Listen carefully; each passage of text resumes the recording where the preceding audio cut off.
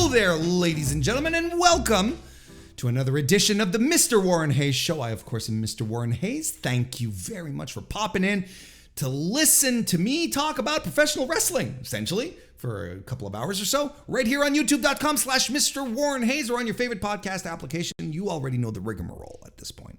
If you're listening, watching this, watching at this, watching towards this, YouTube. If you're consuming this podcast on youtube.com/Mr. Warren Hayes, do consider leaving a like and a subscription if it's your first time here. You know, I can work for your subscription. That's not a big deal. And I'll make sure, give this a try. And if you like it, subscribe. You'll get all sorts of great extra content. Not only the Mr. Warren Hayes Show proper, but I also do AEW Dynamite and Collision reviews every Thursday and Sunday, respectively, as well. So you'll be getting all of those on top of that. Plus, you'll help the channel grow. And that's a big deal for me. It always helps out. Just as if you leave 5-star reviews on Apple Podcasts or 5-star ratings on Spotify, if you're listening to this in audio format on your favorite podcast application.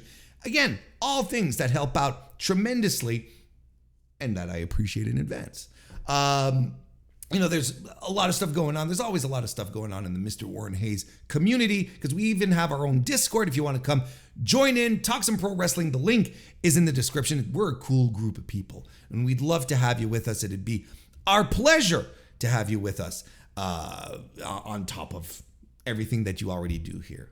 It's my little way to say thanks. Come join like-minded people who enjoy pro wrestling, basically. Pro wrestling. What are we talking about tonight? Well, we're going to recap the G1 Climax 33. I did a whole, if you're already subscribed to the channel, you've probably seen everything that I've done, all of my daily recaps for the G1. We're done. And tonight I'm recapping the final night of the G1 plus a bit of a post-mortem, overall thoughts of the entire tournament. So that'll be part of it. We're talking about CM Punk and his treehouse that he holds in Collision. And, he's kicking people out. He doesn't want people in and so on. We're going to try and make sense of everything that happened and give you some thoughts on top of that. Plus, we'll be previewing some big shows coming up this weekend over from New Japan and Impact, specifically the All Star Jr Festival in Philadelphia on Saturday and the Multiverse of Matches 2, the joint pay-per-view between New Japan and Impact. That's going to be this Sunday. So lots of stuff to talk about. Thank you for being here. Let's get right to it. Let's kick off the weekly wrestling inspection.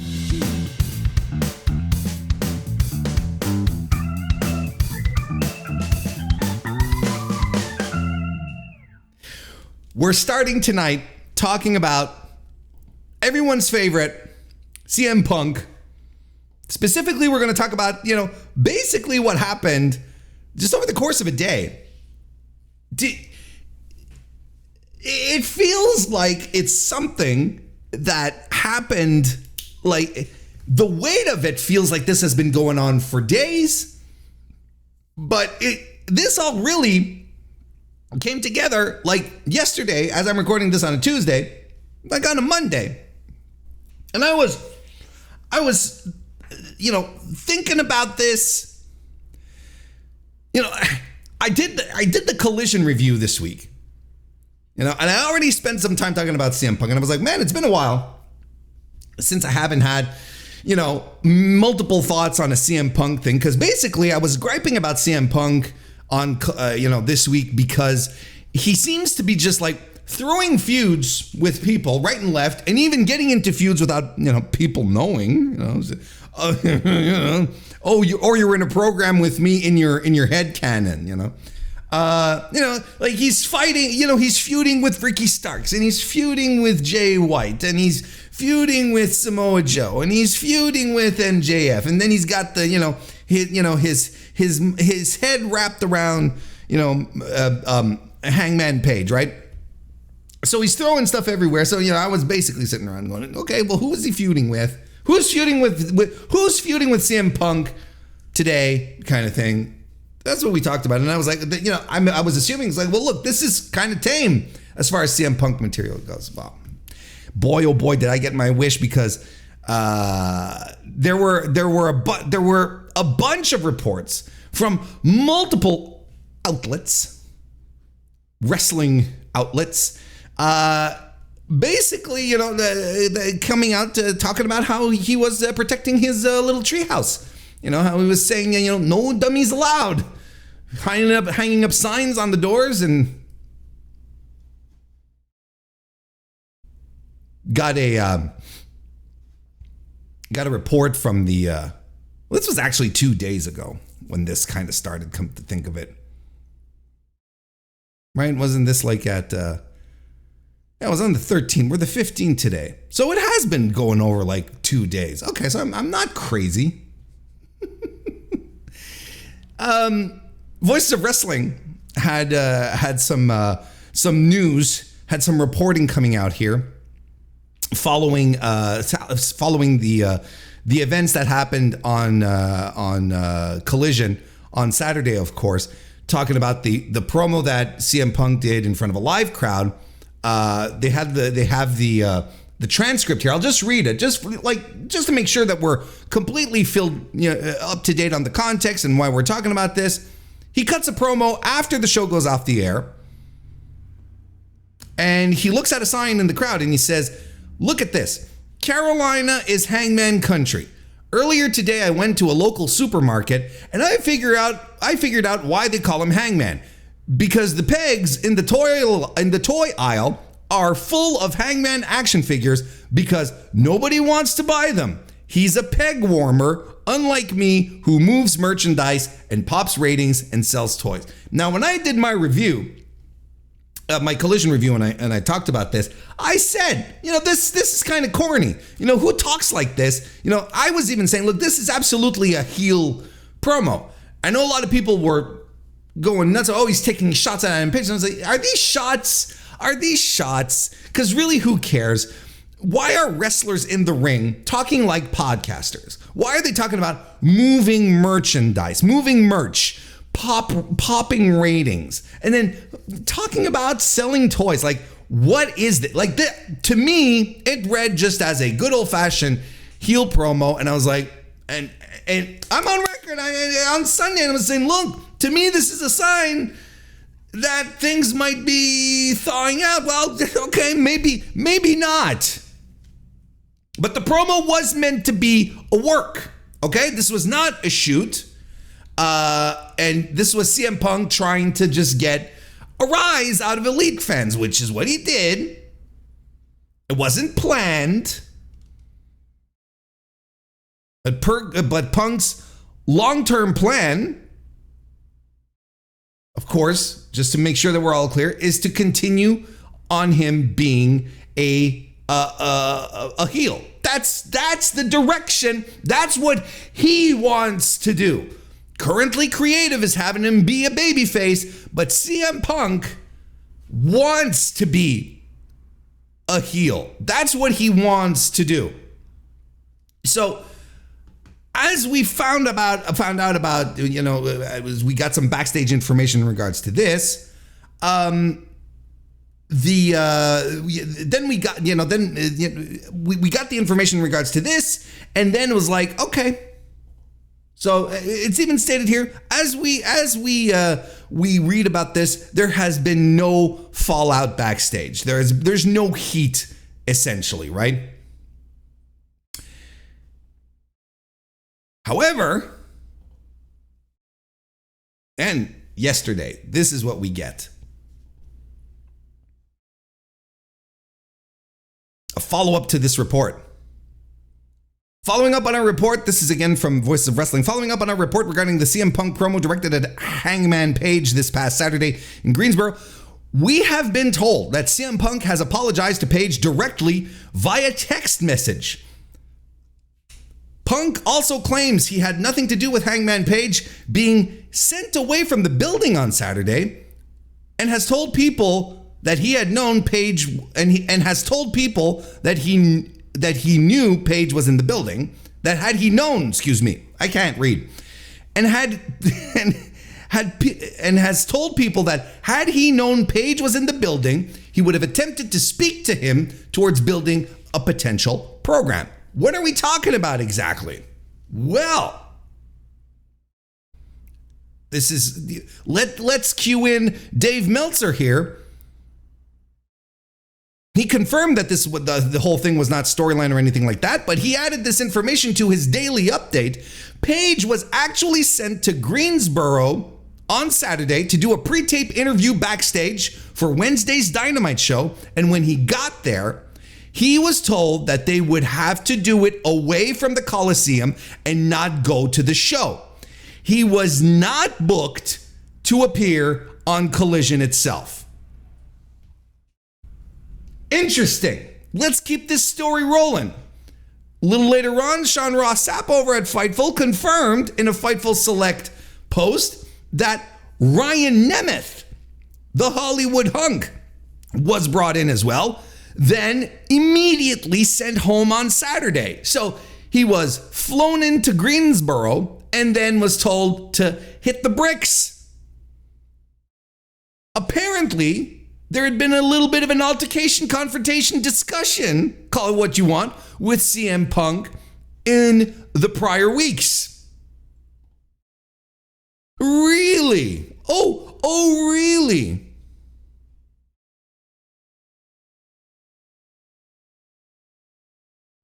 Dave did hopped on Wrestling Observer Radio, and he doubled down on a lot of stuff here, listing that Matt Hardy and Christopher Daniel were also people who were turned away from Collision. Dave notes that Daniels is the head of talent relations, and it happened to him.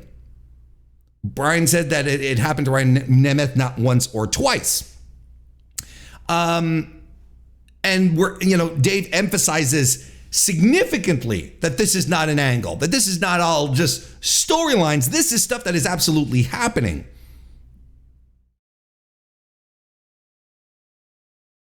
So then, everyone, Dave says, in the terms of people who've been blocked from Collision, they believe Punk is the reason. Everyone believes that is Punk, is the quote that Dave had there.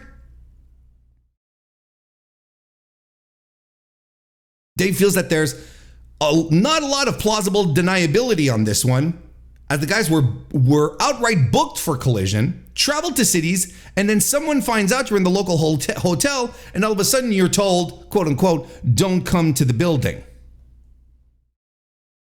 Interesting. Now, why would CM Punk tell Ryan Nemeth to hit the bricks, right? Any of these people. Well, we can turn to the Pro Wrestling Torch here with Wade Keller, who basically said that at the Dynamite where CM Punk, when Punk made an unadvertised appearance at the June 21st Dynamite, he confronted Ryan Nemeth backstage over a tweet that Nemeth made. Now, what tweet is that? Are we referring to? Oh, it's the tweet that Nemeth put out there, posted, saying, literally the softest man alive, which was in response to CM Punk, saying something to the effect, everyone here is the only people who are softer than you. The only individuals who are softer than you people here are the wrestlers you cheer for, right? Something to that effect.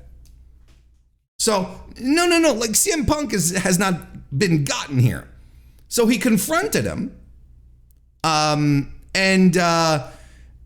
according to the Torch's sources, Punk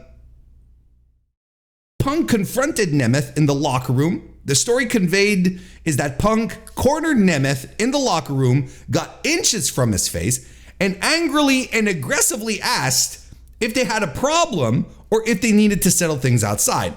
Punk cited to Nemeth that his comments on Twitter inflamed existing tensions and that the optics of the tweet sent a bad message. This incident was witnessed by numerous wrestlers and was characterized as awkward and weird. Nemeth moved the argument to the hallway, where Punk continued to berate him, according to our sources, our being the Torch. Nemeth defended his judgment in calling Punk, quote unquote, soft, since Punk fired the first shots at the Bucks. Punk pushed back, that his timing was bad and worked against the public image they were going for, that everyone was either on the same page or at least not inflaming prior issues. Yes, CM Punk, guy who wants everyone to be on the same page, but tries to make a clear distinction between the Collision and the Dynamite locker rooms. That's a little editorializing. Yeah, maybe a little bit. Let's continue. Nemeth. Then asked CM Punk if he shouldn't react to things Punk says on TV, and Punk said that'd be the right choice at that time. They shook hands, but apparently the tension was still high as they went their separate ways. So clearly, this was not all settled up. Not everything here was cute and fun. And I'll tell you, look, here's the things. Like, in the meantime, the Young Bucks, right? In the meantime, the Young Bucks are absolutely the smartest men in the room. They're staying quiet in all of this. Not saying a peep. Now, all of this is going around.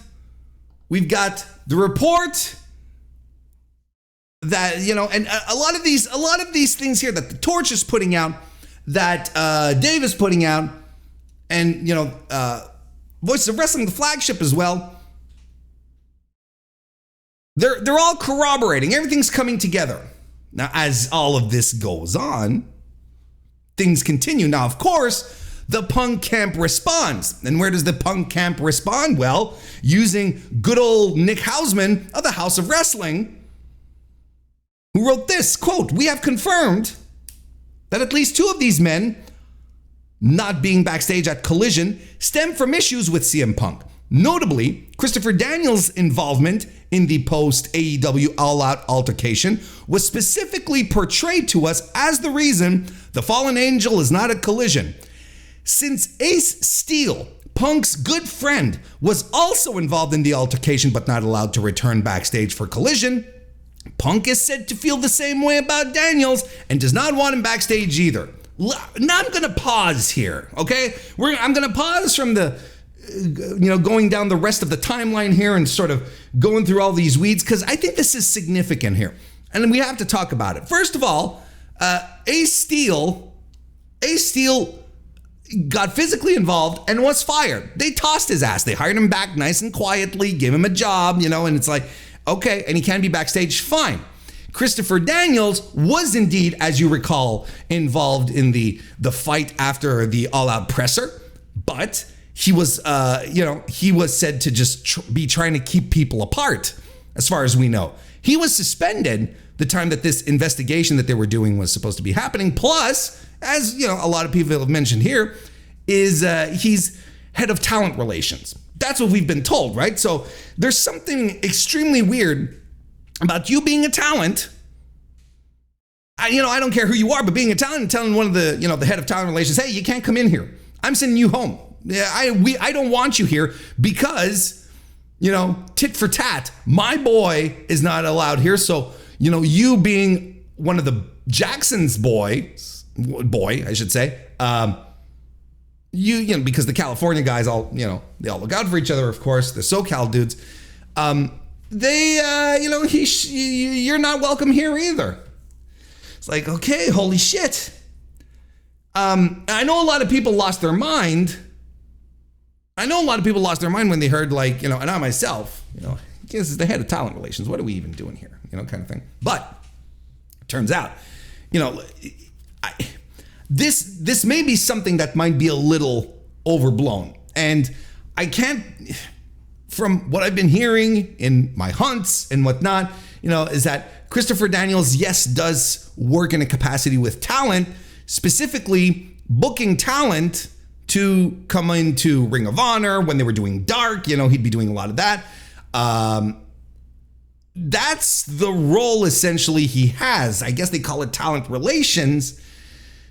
But it's really unclear as to how significant a position he really does hold in the company, because there's a lot of people who say all Daniels does is bring in local talent when we need local talent and books people on Ring of Honor. That's essentially what he does. Unsigned talent, to be clear. Take it for what you for how you feel about it. You know, take it for what it is, I should say. You know, it's a very iffy thing. It's something that I was very shocked about. But, you know, there's a lot of people who I trust who are saying, hey, you know what? And maybe this, you know, maybe his own position is being a little overblown here. Okay. All right. We're going to leave it as such for now. As for now, we're going to continue back to the Nick Hausman report here, where he's sticking up for the Punk camp. Excuse me.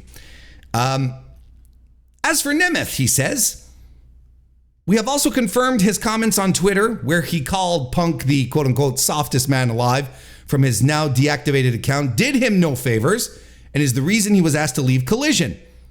Punk is said to not be looking for any drama backstage at Collision, and felt Nemeth's previous comments showed his willingness to unnecessarily stir the pot in the locker room. Yes, CM Punk, who shies away from drama, who is adverse to making situations blow up because of his, you know, insecurities or paranoia, whatever you want to call it. Yes. He does want to keep all the drama queens away. Don't want anyone stirring the pot in this delicate ecosystem that is the Collision locker room. Straight edge sweetheart, yeah. And then, well, so that's the gist of the Hausman report. And then at the end of the day, Voices of Wrestling came in and corroborated a lot of this stuff, and even got some more information. They had this. They got information from a source who CM Punk spoke to, and this is the quote that came out of this. I being CM Punk, I 100% am the reason the reason Nemeth and Daniels were sent home. So he's you know, taking responsibility for it. He's like, yeah, absolutely, it's on me. I made that happen. There's longstanding. This is from the Voice of Wrestling report. There is longstanding heat with Nemeth. Daniels is one of a handful of people who made it a point to avoid Punk at Forbidden Door, which also included the Bucks, Jack Perry, Matt Hardy, and Britt Baker, so that heat is not something new to anyone internally. So apparently this had been going on for a while with Christopher Daniels, which again, sort of, look, if you're the head of talent relations and you are purposefully avoiding other talent, it's a little weird, don't you think? Don't you think it's a little weird to be going around calling yourself head of talent relations and you're absolutely positively 100% trying to avoid certain people? So that sort of corroborates, it sort of sticks to this idea that I heard that Daniels' position, Christopher Daniels' position might be a little overblown, might be a little something, you know, that we're looking too much into here. It could be. And I know a lot of people were surprised to see Matt Hardy. Why was Matt Hardy in this? Well, Matt Hardy is a friend of the Bucks. Like, you know, if there's a guy who is in the elite camp, it's going to be him. And a lot of people were surprised to hear Britt Baker as well being involved in this, saying, you know, I want to stay away. Look, Britt just might want to not look. You telling me there's not enough drama with the women's locker room in AEW that she needs to start getting involved in CM Punk shit? No, if I were her, I would absolutely steer clear. Be like, look, here's the thing. This always seems bigger than it is. Because at the same time, you know, a lot of what we hear is most people are unaligned. Most people in the company are neutral. and they just want to go to work. They just want someone to point and go, here, you're coming, you're going there, we're doing this. Here's a microphone, cut a promo. Like, that's what they want. And they don't care about all this bullshit. So it might just be that. Why is Britt Baker involved? I couldn't tell you. What's her angle? Haha, here. Like, anyway. She did comment, if you recall, after the gripe bomb. She did comment that she found the whole situation embarrassing, right? Isn't that the word she used?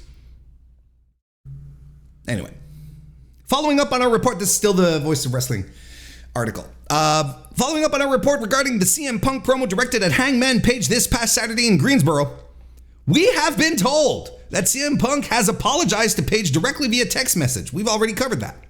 Punk also claims he had nothing to do with Hangman Page being sent away from the building on Saturday and has told people that had he known Page was in the building, he would have attempted to speak to him to work towards building a potential program. So this is stuff we've talked about. We're all rehashing it, recovered just to make sure everything is okay. Here's some interesting tidbits here. Punk was not happy with the content or the delivery of his promo, regretting taking the promo in a non-kayfabe direction, inciting things like ticket and merchandise sales before flubbing a kayfabe line that was meant to refer to hitting the elite with go-to-sleeps. He tried to take his promo somewhere and he flubbed. Punk's intent is to keep the flame alive for an elite feud, something of which there is still zero indication that the Young Bucks or Hangman Page are interested in whatsoever. Punk is telling people that he had nothing to do with Matt Hardy being booked for a recent collision and then later being told not to come. Now it seems Punk regrets taking the promo in a non-kayfabe direction and citing things like merchant ratings and toy sales and flubbed it and blamed it on being rocked during the match. So there we go. This is where we're at. Oh, and then today we find out that Jack Perry is also does not want anything to do with CM Punk because, and this is pure pro wrestling nonsense where Jack Perry was booked on a collision a few weeks ago, and it's not even news. Like, it's not even new things. It's an old story that's being dug up today. That's being put on the record. They got Jack Perry saying, that he wanted to take a bump on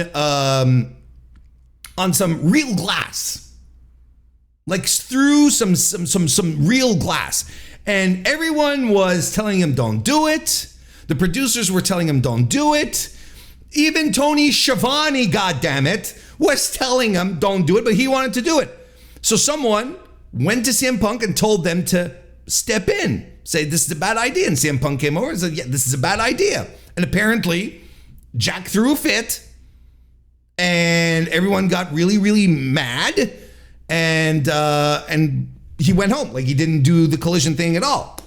And oddly enough, like shortly thereafter, came this document, right, of what you need to have cleared by producers and by referees and medical staff. You remember that bit, with the list of moves and things that you can and cannot do, the banned moves, and then the moves that you need to have cleared, right? That came shortly after that. Coincidence. See, and so look, that's a whole other thing. Look,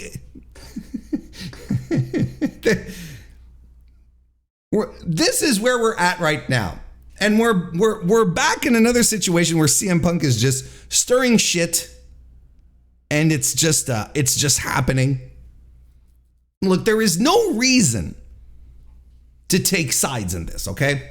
And I hope there's no reason for you and I to take sides in this. We don't know any of these people. We're privy to whatever gets leaked for whatever reason, right? The Jack Perry stuff got leaked today because it let's be honest, it portrays CM Punk in a good light. And I myself go, okay, good on him for being the sensible veteran, talking down the young upstart, telling him this is not a good idea and this is not going to fly. Because what a stupid idea, you know? It's like, but Punk was like, you know, like they're, you know, I saw people was like, well, it doesn't change the fact that, no, it doesn't necessarily change anything. You know, one is not exclusive to the other. I can be objective enough to recognize, like, you know what, this was probably a good idea because, you know, maybe Punk saying because he said something to the effect, if my memory is right, from what I read, because look, I've been reading so much shit in this regard. If I remember correctly, he said something to the effect of, you know, it's like, oh, you just want to do that because you want to take a week off to rest, right? Something. And I'm like, that's wrestler brain right there. That's absolute wrestler brain where you're, so maybe that's going a little too far, but nonetheless, it is a good call. It is a good call for the veteran to come in and say, look, this is not a good idea. We should not do this. It's not worth it. You know, whatever. And if the young guy gets mad, let the young guy get mad. Like, who gives a shit, right? But despite the fact that I think CM Punk did a solid here, I can look at the rest of this and like, this is all bullshit. Because it is. How you doing, Ovion Radion? Nice to see you and welcome. Because it is all bullshit. And it's bullshit. It's bullshit all around. And I don't want to give the impression that, like, I'm firmly in the elite side. It's like, yeah, I'm an apologist. You know, the Bucks are babies too in this situation, right? Because the Bucks are like, no, we're not going to talk. No, we don't want to talk. We don't want to talk. Maybe they're being fucking smart too. Like, when I see things like this, I look at this and I'm like, maybe they're the smartest guys in the room right now, where they're just like, no selling everything, completely ignoring it. And then at some point they're going to reemerge when the time bomb that is CM Punk just goes kablooey once again, right? And then they'll come out and be like, act as if and nothing happened. And that's, you know. But nonetheless, like right now, in the way things are set and these tensions, they have their part in this as well. Like, a lot of people seem to think that CM Punk, and we've talked about this before, there's a lot of people who seem to think that CM Punk asked to have Collision, but that's not quite how it went. Oh, having his own 2 hours of programming every week was not a CM Punk decision. This was a compromise to accommodate certain other people. So everyone in this situation is just like, you know, is just like nuts. Now, sure, right? Punk apologized to Paige, right? Because, you know, there's a lot of people who are like, look, CM Punk apologized to Adam Page. Adam Page needs to, he apologized for being kicked off of Collision. He didn't apologize for every other shitty thing. That's not what the apology was. That's the first thing. Second thing, because CM Punk he doesn't look glorious in this situation in regards to everything that he's been saying, going off script, shooting essentially on Paige. He apologized to Paige, but the good thing about an apology is that you don't have to accept it. I mean, just because someone apologizes doesn't mean you have to accept it. If someone runs over my dog and they come to me and they're like, man, I'm so sorry. Are we good? I'm like, no, we're not fucking good. This is a residential district. It's 30 kilometers an hour. You were coming down at 70. You ran over my fucking dog, you lunatic. I'm not accepting your apology. See? That's easy. So Paige is in no obligation to accept anything, right? But why is it that, you know, put yourself in Hangman's shoes. Put yourself in Hangman's shoes here. You get called into work, you fly in, you arrive, then you get turned away. You said, yeah, you get told to yourself, yeah, what we're going to do, we're going to go do this somewhere else.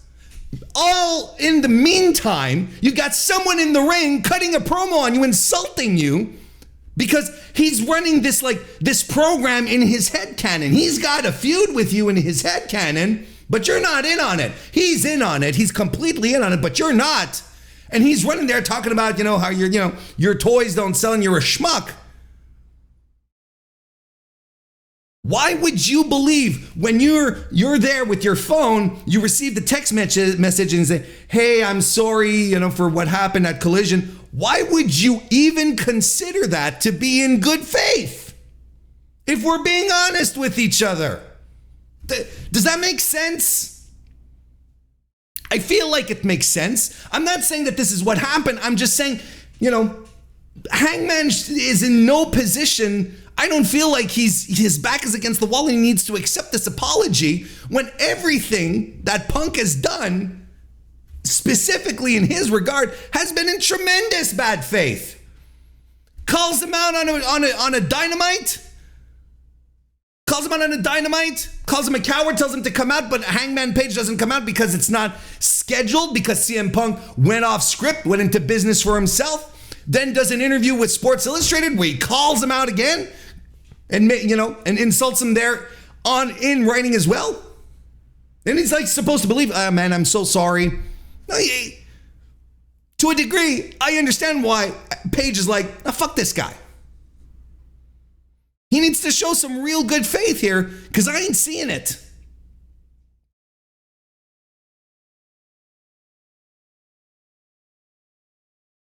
And why is it that CM Punk gets the crossover to Dynamite? And then people come over and, oh, no, got to protect the sanctity of my little treehouse. He's very protective of his locker room. Trust me on this. He is very, very protective of his locker room. Make no mistake. Collision is his show. He does indeed have his hands in everything. And apparently wrestlers say the vibe is great and not as hectic as on Wednesdays, but still not perfect. What locker room is? And the setup is not perfect. The execution's not perfect. The show itself, look, you'd be surprised. You would be surprised at the amount of stuff that gets tossed into the hands of wrestlers 15 to 30 minutes before they go on. Coming out and said, okay, what are we doing? I have a promo segment. I have what am I supposed to say? What's the deal? What are we doing? And it's 15, 30 minutes beforehand. You'd be surprised. You'd be shocked, I think. We hear talk about WWE scripts being torn up last minute and then everything getting rearranged. I'll tell you what. Anyway. But throughout all of this, and this is the larger point here, throughout all of this can stop. All of this, because we had all anticipated that something like this was going to happen the minute we started hearing that CM Punk was going to return, right? What have I been telling you all? It's not a question of if CM Punk blows up again, it's a question of when. Now we came close again.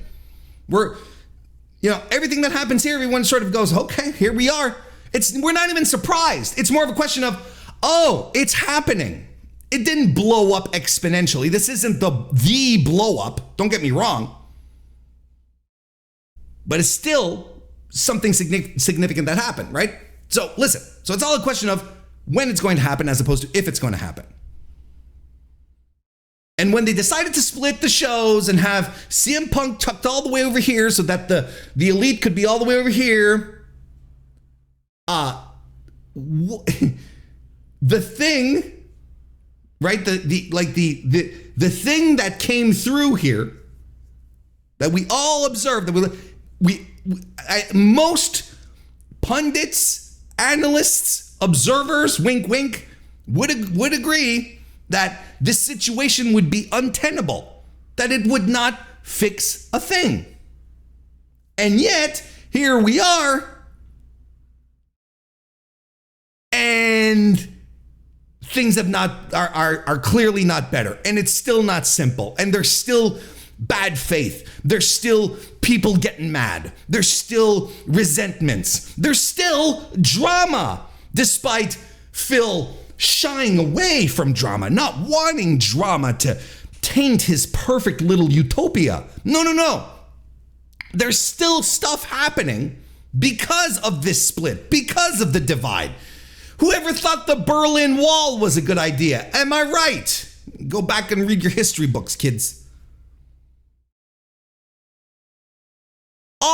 But nonetheless, all of this could be stopped if someone in charge of the company put their foot down and said, all of this bullshit ends now. All of this stops now. We're not doing splits. We're not doing this nonsense. No one is sending people home without me knowing. And who is this guy? Who possibly, in All Elite Wrestling, who possibly could do this? The owner, maybe? The owner, general manager, president, head of creative, how many titles he gives himself? Tony Khan. Tony Khan is the guy. And there is a clear lack of leadership, high-level leadership in this situation. If you are letting the inmates run the asylum, which is a term I have not used to describe a wrestling locker room in 20 odd years, 25 years, maybe 26.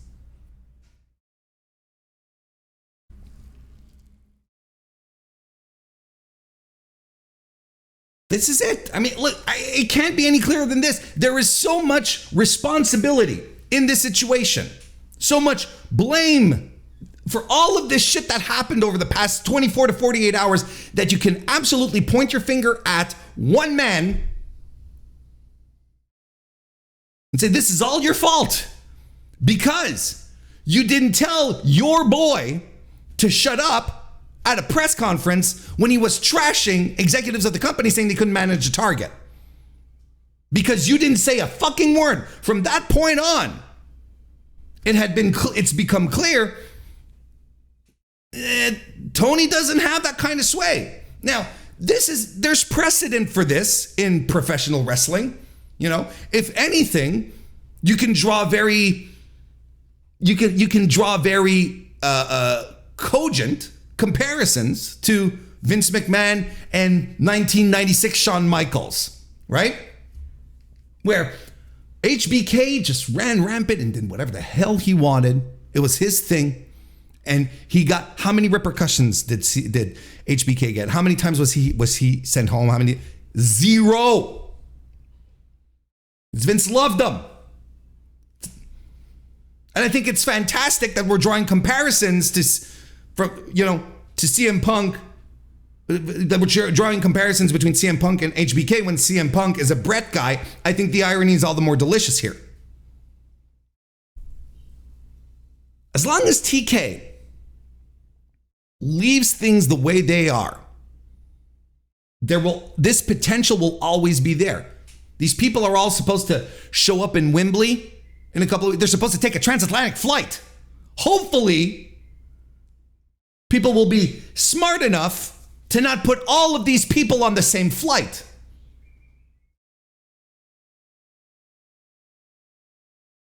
But this will never go away as long as we have this split. And we're talking about CM Punk because CM Punk is the most public guy of them all, because the Bucks are being mum's the word on it. But Tony could be sitting down with his executive branch, right? And telling them, no, you guys have to work this shit out. I'm too old for this. But for real, there is, and right now, the perception of his company is suffering about it because of it, and I think ultimately it can cause much more severe damage than what we're seeing right now.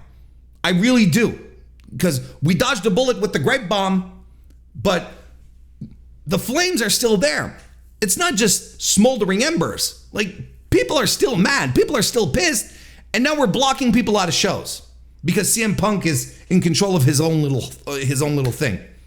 And I know people are annoyed. Listen, I'm going to close this off on this because my point on Tony Khan, I think, is clear. But one last thing. I know people are annoyed. A lot of people, I should say, are annoyed in regards to talking about CM Punk. It's like, can we stop talking about CM Punk? You know what, Warren? Yes, what? You know what, Warren? What? Well, only very online people understand all this shit that's going on and care. Oh, yeah. You know, people who just watch the shows don't know what's going on. Okay. All right. Fair. Let me counterpoint that. I think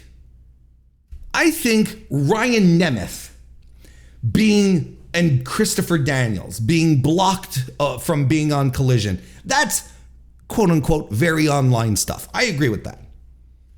But to say that the CM Punk dramas and all of that only affect very online people, or very online people are the only people who are aware of it, I think that's false, because it affects the program that everyone watches, whether you're on X or, you know, Discords or whatever, and you're following all of this. It doesn't matter if you're online or not, because the product you watch is affected. Why were the Elite off of television for 4 or 5 months? Because of this nonsense. Why was CM Punk off until June? Because of this nonsense. Why is there 2 shows? Why are there people that are only going to be on Collision but not on Dynamite, and vice versa? Because of all of this shit. So it's not just very online people who are affected by this. The product is directly affected by all of this nonsense. And the reason why we talk about it is because this has to be brought up and it has to be documented, so that when things really go to hell in a handbasket, we can be like, hey, we've been talking about this for a while. We've seen this coming. We're all talking about it. So it's not just nerds. It's not just message board nonsense. It's not just angry Twitter accounts. It's not all... Somewhat, yes. But if the product on television was completely independent of what was going on, I would be in 100% agreement. But it's not. It's directly affecting what you're watching. Directly affecting what you're watching. So we're not done. We're not done talking about CM Punk. I'm telling you. And of course, we're starting shit 2 weeks before a big show, right? This is always how it goes. So, to be continued. And now, it's time to talk about the G1 Climax 33 over from New Japan Pro Wrestling. We are going to wrap it all up. I went through, look, when I say wrap it all up, I mean, you know, we're going to talk about the finals. We're going to chat about stuff that happened. Look, this is going to be more of a postmortem, because I did daily. I did daily reviews for the G1 this year. So I covered every day of the G1, every night of the G1. Didn't miss a single one except for the finals, because I said the finals, we're going to do it tonight. So if you want, like, really to go through the entire thing, match by match, night by night, the content is all still there, wonderfully accessible and there for you all. And thank you to everyone who took the time to take a look and join. I don't know if you watched my content, my reviews alongside you watching the G1, and sort of like to continue on the experience, I guess, of the G1, or if you were keeping up thanks to me, or if you were following my recommendations, or any kind of combination of any of all of that. thank you. Thank you very much. And it worked out pretty well. It was a lot of fun. Thank you for watching them all. And for those of you who did, such as those in the chat right now. And I will most likely do that again next year because it was a lot of fun. It was a good way to keep up with everything. And you know what? What made it easier was a pretty good G1. But before we get into all of that, let's finish up the finals. Let's finish up with the finals that happened on August 13 at Sumo Hall in Tokyo. The attendance for the I didn't make a point as much to talk about attendance during my daily reviews. Maybe that's something I'll do different next year. But the attendance for the finals was 8,283 people, which is fantastic. It's a great number, and it is by far the biggest attendance of the entire G1. On top of that, it's good because New Japan kind of struggled, I would say, a little bit in regards to to getting people in the buildings. I mean, look, Sumo Hall is for the finals. You couldn't have asked for a better venue. You couldn't have asked for a better crowd. That crowd was into the entire show, but overall, there were some great crowds, but overall, a bit of a struggle. And we are a far cry from attendances pre-pandemic for New Japan. If we take a look here, when I say if we take a look, if we take a look at the numbers is what I'm trying to say. In 2019, let's say 2019 was the last G1 that was before the COVID pandemic. Their opening night, which was in the same arena in Hokkaido, this year we did 3,145 reported in the venue, 6,946, same venue, same place. Then the Knicks, but nonetheless an increase from last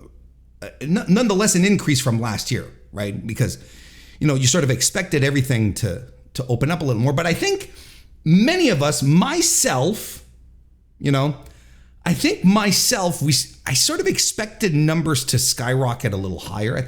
I figured that the first G1, after with all restrictions lifted, no more silent crowds, no more half clapping, half cheering, full open venues. I would have figured that everyone would have rushed a little more to it, but that wasn't necessarily the case. We're still very much, we're a ways off. The Korakuen Hall numbers this year, while very good, 1,400 both nights, 1,471 on July 25th, and 1,472. We might demand a recount here. In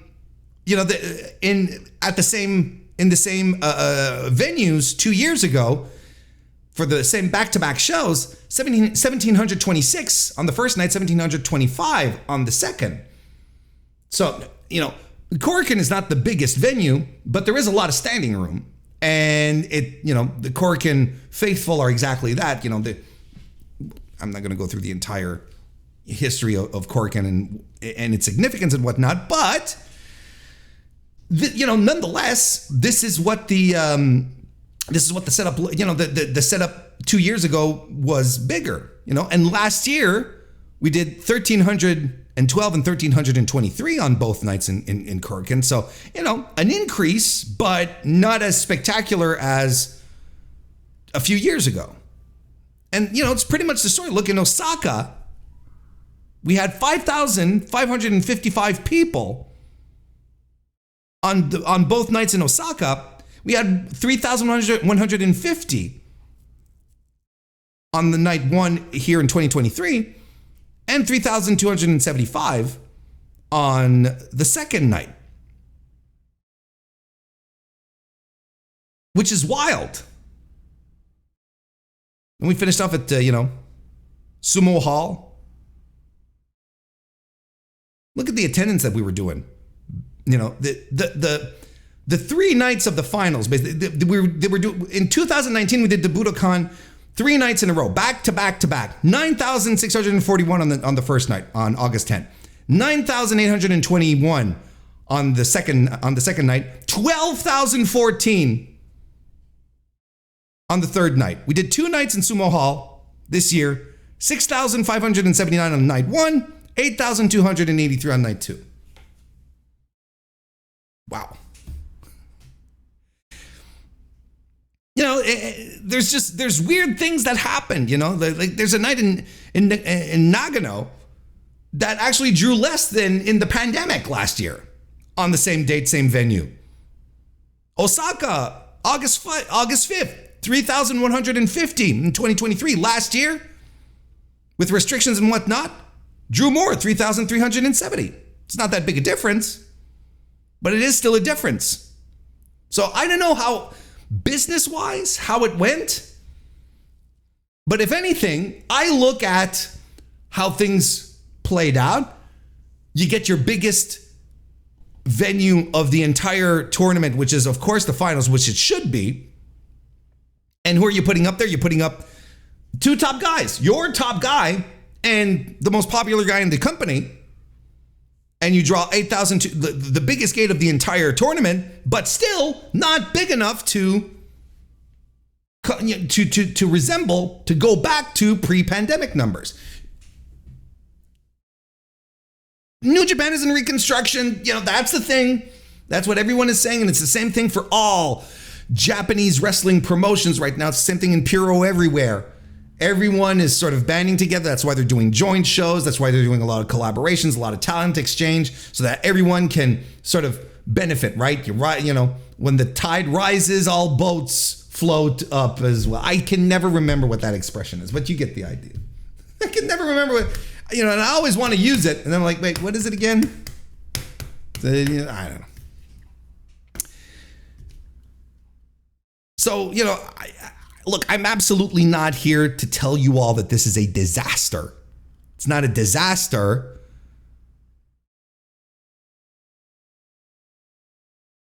And it is improving. Attendance overall in New Japan is improving, right?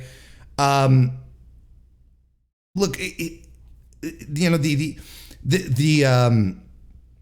the average attendance from January to August, like overall, compared to in 2022, the average attendance was 1,352 people over 140 events. Okay. We have 100 events in New Japan, and the average is 2,057. Well, that's significant. That's a big difference. But if we go back to 2019, we had 124 events, 3,961. We were almost at 4,000 average. And then it actually slipped from 2018, where the average was 4,704 people per event on average, excuse me. Of course, we had done huge Wrestle Kingdom events on top of that, which isn't the case here, but nonetheless, the G1 attendance, as opposed to last year, 2022, again, with the restrictions, we're barely up 200 people on average, I should say, but with less events. So I guess that's good, but still nothing compared to 2019. So in 2023, we did, when I say we, I mean New Japan, 2,594 people per event for the entirety of the G1. 2022 was 2,407. 2019, 5,115 per night on average. 97,100 91 people in 2019 saw a New Japan, total saw a G1 Climax show, or paid for a ticket, I should say. In 2023, 46,698. Like, these are not great, you know, like, and when you look at it that way.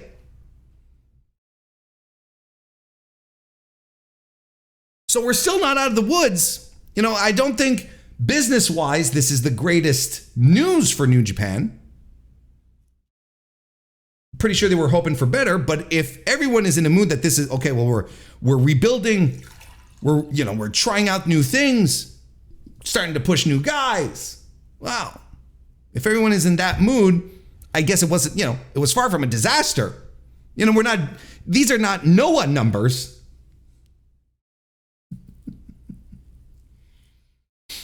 Stardom had a show just a couple of nights ago in Corkin Hall, and it outdrew the G1 shows. So, it's like, all right. So it'll be interesting to see how this trend continues. We could, I think it's fair to keep an eye on how New Japan is doing. It is the biggest company. No one is doing really well. No one is back to pre-COVID numbers, but, New Japan, you would have assumed that things would have skyrocketed a little quicker. This is not the case. But let's start talking about the shows themselves, or the show itself, the main event. Let's go for the main event on the final night of the G1 on August 13, where Tetsuya Naito defeated Kazuchika Okada in the finals of the G1 to win. A rising tide lifts all boats. That's the expression. Thank you, chat. A rising tide lifts all boats. I think I might post it and keep it right in my face. Because Tetsuya Naito defeated Kazuchika Okada to become your G1 Climax 33 winner in an absolutely incredible match. This crowd was ready for it. They were molten. When people tell you Tetsuya Naito is the most over guy in the company, they are not kidding. They say he's the most popular guy in the company. It is not, they're not blowing smoke up your ass. It is legit. People love themselves some Tetsuya Naito. And why wouldn't they? He's one of the greatest. And then at the same time, it's nuts how Kazuchika Okada is the guy. And it's still, no matter how many years I've been watching New Japan and I've seen Okada matches and I've seen him come out, there's always a moment where it just shocks me still today, like how much that dude is the guy. Presence, star power, talent, crowd connection, everything. He's got it all in droves. He's still deserving of being the guy because he absolutely still is. Oh yeah, we're going to get to that. And this match, look, it starts off. They have a long feeling out period. Some Naito stalling, which I always like. I always like the little rudo of Naito's repertoire. And then the switch flips, and then Kazuchika Okada lands a DDT on the apron, and this is where the match completely changes. Beats him up a little bit. Then Okada does a foot on chest pin, right? He's standing, and he just puts his foot on the chest, and the referee doesn't want to count. And the audience, they're booing him. Kazuchika Okada, Mr. 50 years of New Japan. Let's do this together. All together, folks. We're all in this together. Wear your masks. We're going to make it out of the pandemic together. And the audience has nothing for him. They do not care for him insulting super popular babyface Tetsuya Naito. I fucking loved it. Naito, of course, works back, starts working Okada's knee, but Okada lands drop kicks. Okada starts to string some big offense together, including a tombstone on the floor, and that sends Naito clearly into the come from beneath position. Like from this point on, he is struggling from beneath. And Okada continues. A huge German suplex, a spinning rainmaker. Naito ducks a rainmaker, but runs into a dropkick. Like, he's I don't want to say he's on the ropes, but he's getting mangled. And then he's done. He's spent. He's sandbagging Okada. The place is going nuts because they're rallying behind him. This babyface comeback that Naito built throughout this entire match was fucking brilliant. And when he does mount his comeback, he starts striking Okada, who asks for more, because Okada's a bastard. Okada doesn't give a shit anymore. He's ornery. He's just fed up of all these people. But Naito obliges. Series of brutal short arm elbows, and a Frankensteiner follows.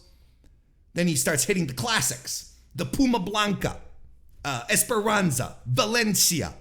He goes for the Stardust press. He misses because Okada rolls out of the way. And I promise you, this is a MrWarrenHayes guarantee. Tetsuya Naito is winning the title in the Dome with the Stardust press. Because he tried to do it against fucking Will Ospreay, and that whiffed. And he tried to do it against Okada, and that whiffed. He's going to fucking land it in the Dome. And that's how he's winning the belt. That's a MrWarrenHayes guarantee. Or, I don't know. If it doesn't happen, we'll think of something. But we're 30 minutes into an already triumphant match at this point. Naito pulls out the swing DDT pinfall he used on Tanahashi in the last night of the block. As we seen it, and now when I saw it, it's like, oh shit. We're in and out of moves, Rainmakers, Destinos. This place is erupting. Okada does a landslide. It's countered into a Destino, and another Destino puts Okada away. Triumphant. Tetsuya Naito, merch pusher, toy seller, ratings popper. He gets it. He gets the big win. Crowd goes nuts. Okada slinks off. Just an incredible, outstanding match. We do get the LIJ roll call at the end. And we're going to get it in the Dome too, brother.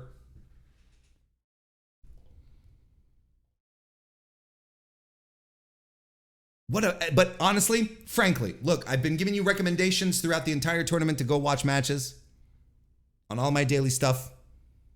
And we're going to conclude with this one here as a high level recommendation. Go watch this match. And then it's wild because, I think it was the next day. Right? He conducts an interview with he being Tetsuya Naito. He did he did an interview with Tokyo Sports. And that he shared that he's still fucking banged up. Naito shared, I'm going to read this off of the Post Wrestling article here, postwrestling.com. Naito shared that he's dealing with right eye problems again. He underwent eye surgery in 2022. When he came back to the ring, he said he had a total of 6 surgeries, 2 of which he's chosen not to publicly disclose. And his eye is causing him issues again. That's not even to mention his knees. Prior to the G1, Naito went to Mexico to be a part of the Fantastica Mania show over there and wrestled several more CMLL events. His knee was giving him trouble and it began to swell. The pain eventually lessened and Naito went into the G1 14 days after wrapping up that tour in Mexico. Isn't that crazy? Our boy is absolutely banged up.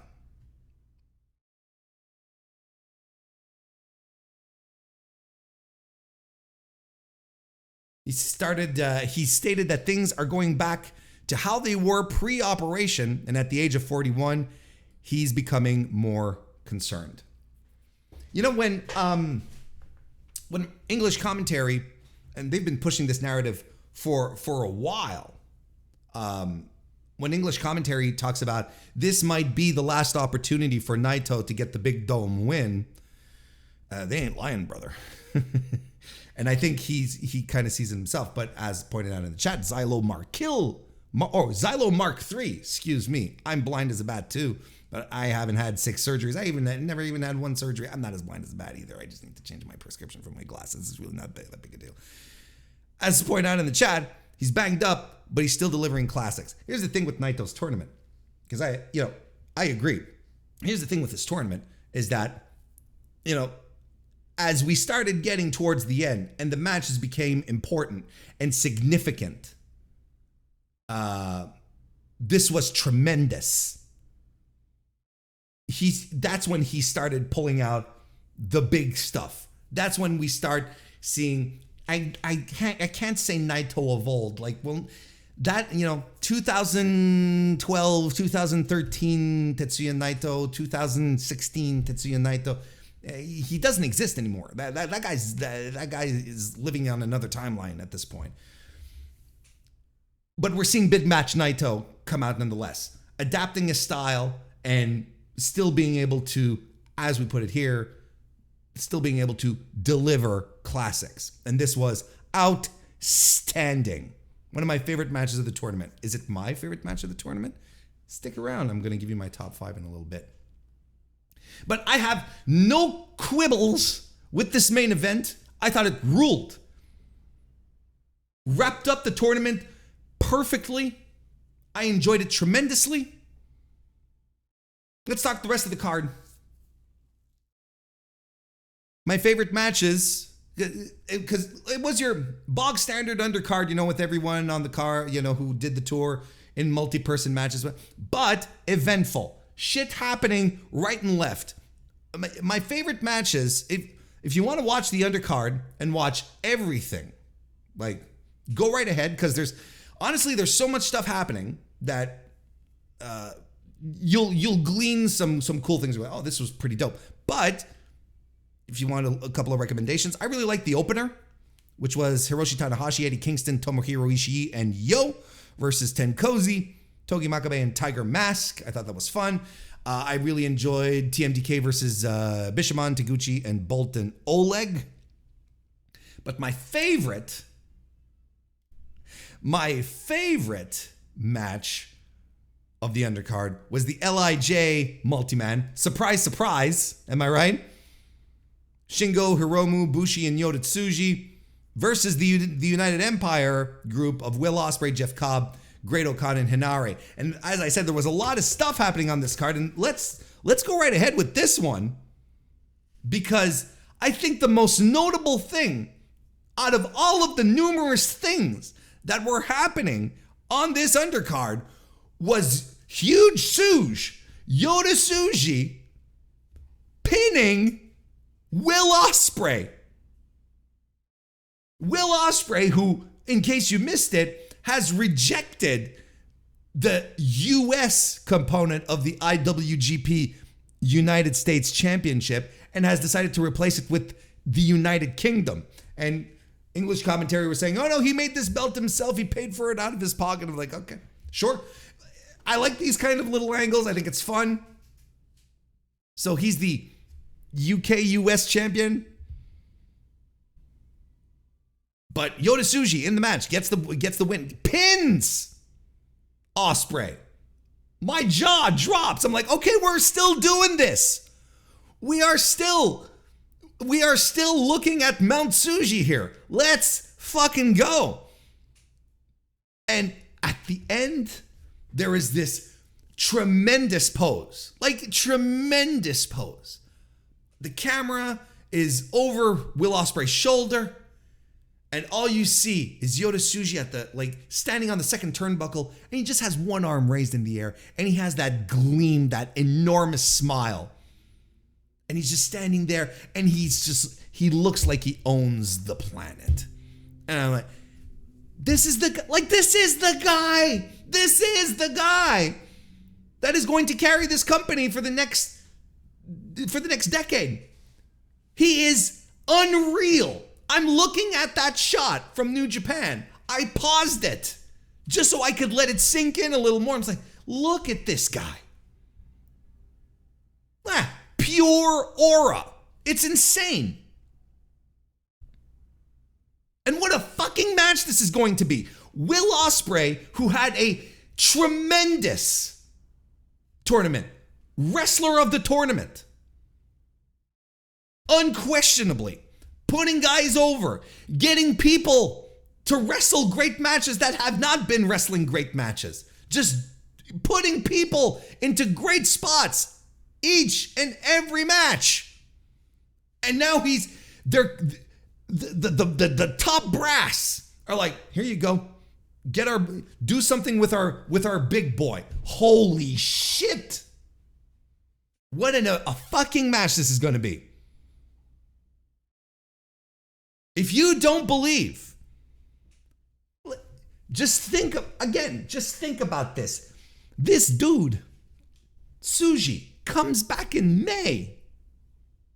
He is thrown into a world title program, okay? Put directly into the G1, has a good G1, is not, part of the criteria for the finish. That doesn't matter. And then what's the next thing we're doing? We're putting him in a match with the greatest wrestler on the planet and a guy that New Japan has complete faith in. That they know Tsuji's going to come out of this and he's going to be looking like $1 million. This is ridiculous. Like this guy has the full support of the company. He's put in LIJ, the most popular faction in the entire company. This is what you call a push. This is a push. This is not people trying to convince me Intercontinental Champion Ricochet got a push. No, this is a push.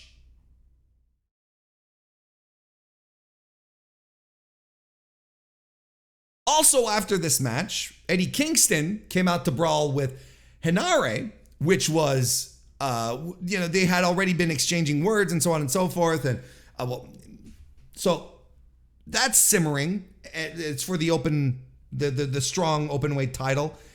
People are saying, Wembley. Yeah, but maybe Eddie Kingston should be doing other things too. Maybe AEW related as well. You don't think Eddie wants to go back to Japan? Eddie had the time of his life. We're going to talk about this in a bit. I just want to get through this first. So that's what happened there. Then in the main event, and the opener, I should say, we had Ishii and Hiroshi Tenzan, who were head-to-head butting heads. I'm like, okay, this is weird. Because usually, these things then develop into angles and stuff. I was like, okay.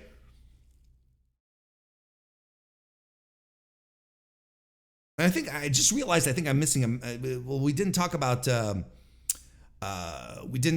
strong style match, but we also had a match with the strong style with Nagata. Look, the important thing here is that Minoru Suzuki was butting heads with Yuji Nagata. I'm like, okay, like that's actually really dope. That's actually dope. Well, Tenzan is incredible. Sure, but Tenzan is stiff as a board. This, let's get real. I expect very little out of Hiroshi Tenzan at this stage. Anyway, but he did trim down tremendously. Also, we had TMDK versus in the TMDK Bishamon Taguchi Bolton Oleg match. I believe it was Shane Haste who pinned Hiroki Goto, so setting up Haste and Mikey Nichols to be the next set of IWGP tag team challengers. This is, there's a lot of warming up for Tag League clearly at the same time, and then we also learn that Ichiban Sweet Boy Kosei Fujita is off on excursion. This was his last official day as a young boy, a young lion, and he's off on excursion. So that's pretty cool. Oh yeah, they're right. There was Narita and Shooter together. I forgot to write those down. That's stupid of me. There was Narita and Shooter as well that had a thing. And Despy and Wato. So that's something else that we learned out of this match here. So there was a bit of a farewell for him. Then we also had a I had it written down right here. What am I talking about? My notes. I am confusing myself in my own notes tonight, which is not great, but which is also very very WarrenHayes-ish. Anyway, it doesn't matter. It's all in my head. Let's keep moving on. We had a GOD, Guerrillas of Destiny and ELP match versus the Bullet Club. This set up Tama Tonga and David Finlay for the never openweight title, and Hikuleo and El Fantasmo as a tag team versus the War Dogs for the strong tag team titles. I'm like, okay, that's random as hell. I guess this Hikuleo push is a thing that's happening. Okay. All right. And then we also had a House of Torture match versus Just Five Guys. Evil and Company put a proper beat down on Sonata in this match, and they cuffed him to the ropes. This match was already set up because Evil pinned Sonata at the quarterfinals of the tournament. So Evil was the next guy in line, so he'll be clearly, after this beatdown and the handcuffs and all that, clearly Evil is going to have another crack at Sonata, but this time for the IWGP World Heavyweight title, probably at the Destruction Show, most likely at the Destruction Show. What am I talking about? And Sho pinned Taichi in the match, so that makes him next in line for a King of Pro Wrestling title shot. And the stuff that I was stammering through, the strong style team of El Desperado, Ren Narita, and Minoru Suzuki, as well as Young Lion Yuta Nakashima, who I really like.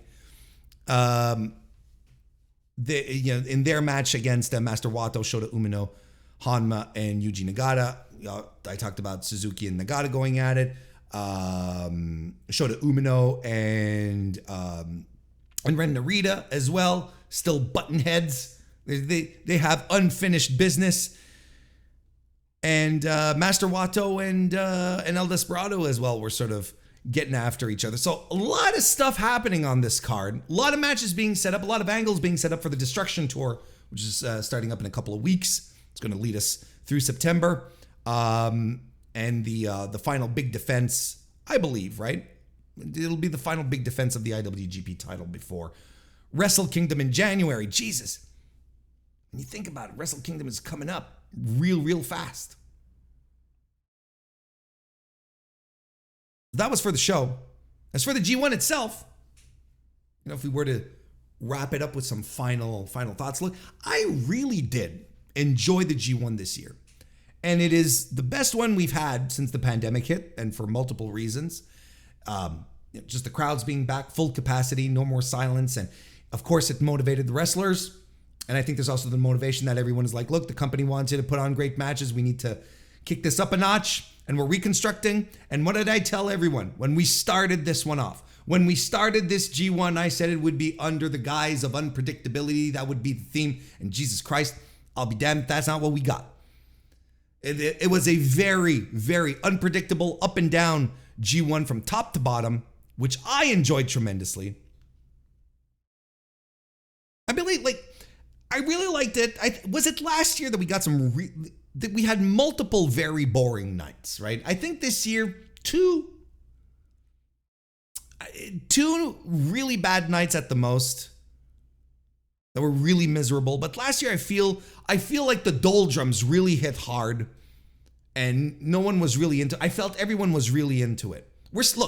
We're a far cry from the mid 2010s G1s, right? This is not 2016. This is not 2014. But nonetheless, this is a step in the right direction, and one where New Japan is clearly setting the foundation for their new era, for their new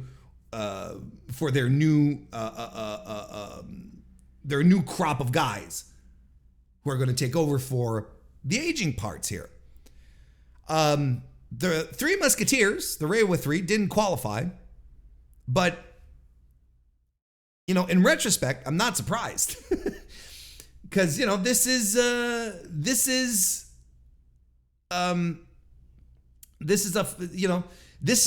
basically Gedo saying, yeah, these guys, they're going to be the future, so on and so forth, but it's not this year that it's happening. Gedo likes to take his time so that when people do, when they can sniff the victories but not quite get them, then next year, maybe one of these guys will be able to push forward and be like, yes, and the others will. And then the next year may be another one. Maybe we'll do two guys, So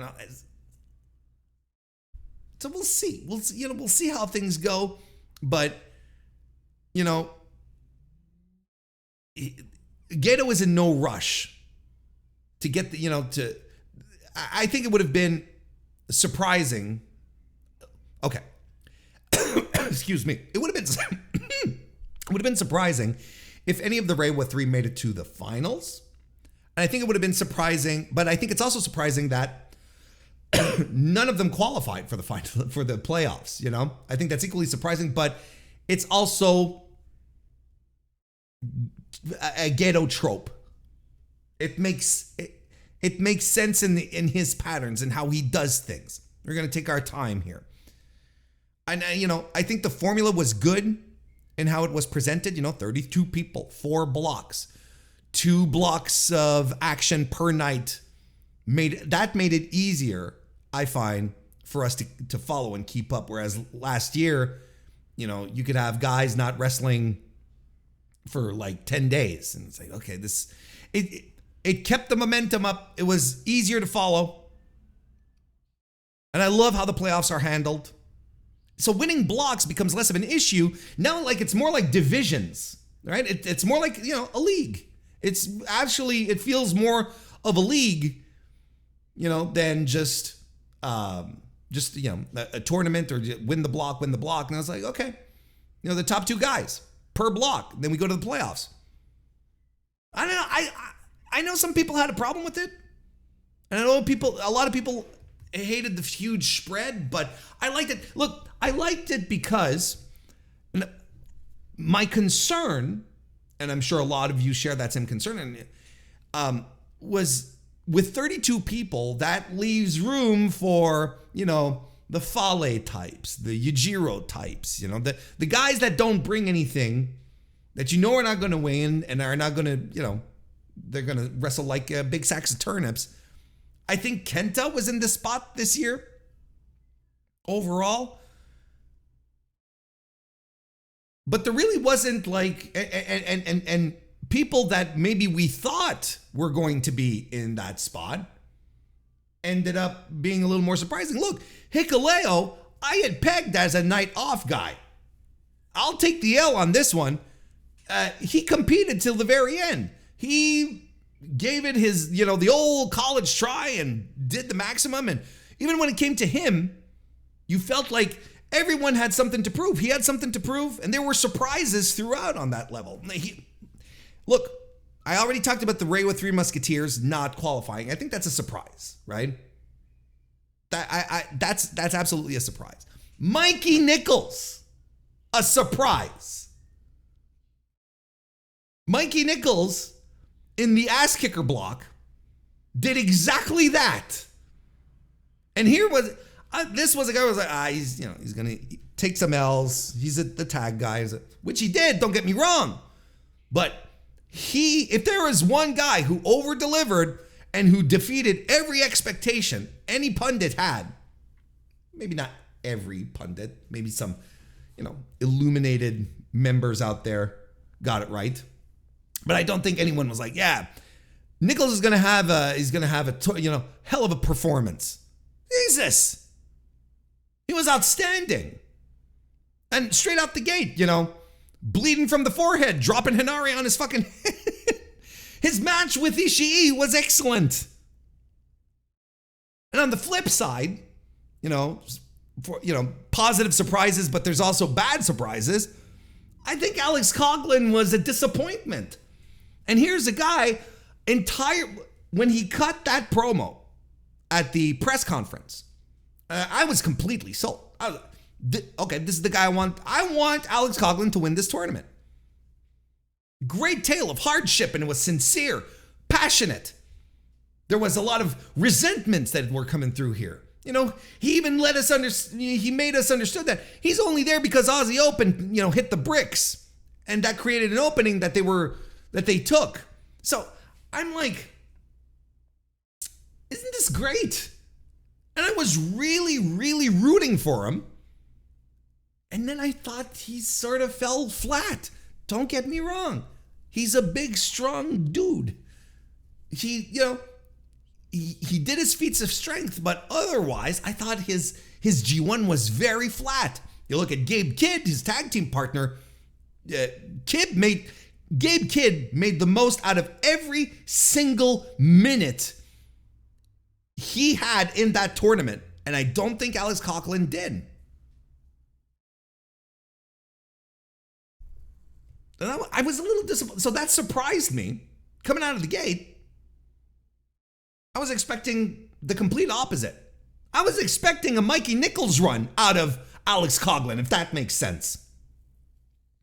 Hikuleo, his final run, of course, I think shocked just about everyone. I think everyone was surprised. Talked about it enough on the daily recaps, but look, my stance on Hikuleo doesn't really change though. Like I'm not seeing superstar potential out of him. I'm not it's not like suddenly, oh man, people are like, oh, he's finally putting it together. He's 32 years old. Like I talked about on the on the recaps. I feel like a lot of people think because he's Tama Tonga and Tonga Loa's little brother that he's like 23 or something like that. And he's 32. Like if you haven't put it together at this point, pal, So I still don't know how much more mileage he can get out of this because his story was very well booked for the final leg of the tournament. I thought it was, it got compelling and got surprising. Like everything sort of started to fall into place. And I enjoyed it. Not gonna lie. I just don't know how much there is in all of this. Some good stuff on top of it all. A few talking points. Will Ospreay had a phenomenal G1. For me, he is the wrestler of the tournament. No one in this tournament was so consistent as he was in having great to excellent matches, bringing the best out of everyone. Got a good match. Got the best match of Kenta's entire tournament. Dragged that out of him. Kenta worked a Will Ospreay paced match. Kenta put on his working boots for that one and then, sent them back home after that was done. But just a phenomenal G1 right down to his match with Tetsuya Naito. And that will be one of the most memorable things I will forever remember in pro wrestling. When you have Tetsuya Naito in the ring, his bell is rung. He's stumbling over himself because he can't string offense together because he's taken too many shots. And Will Ospreay is bringing him up, and you can hear him calling the audibles. Naito-san, get up, Naito-san. Let's do it. One more move, one more destino.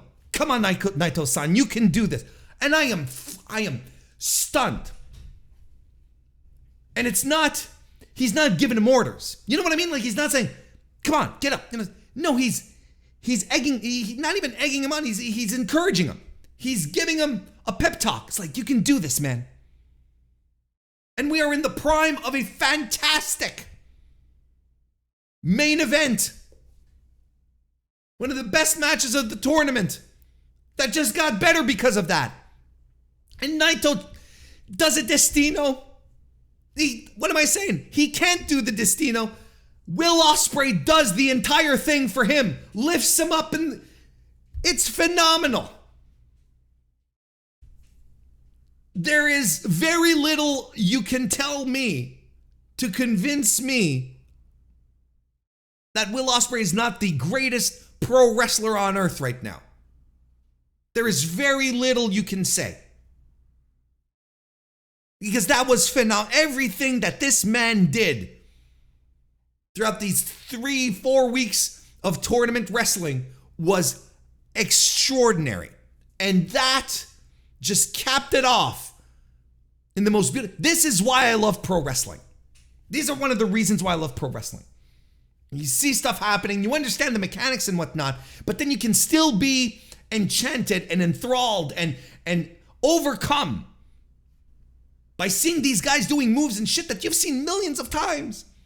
And yet, this moment, this very specific moment, this thing where one guy, he's not keeping up. He got his bell rung. Well, we didn't call a timeout. We didn't move the camera away. Naito's like, no, Ospreay's like, come on, Naito, you can do this. I'll help. Destino, one more Destino. Tetsuya Naito better send Will Ospreay a gift basket for Christmas this year. Naito was far from being a slouch, don't get me wrong. That's probably the thing that I'm going to remember most out of this tournament. It is just phenomenal. Naito's playoffs were fantastic. We talked about it. Imagine there was people in my DMs, in my Discord, in my haunts, trying to tell me, Tetsuya Naito, oh brother, he's washed. People trying to tell me that the Stardust Genius was done.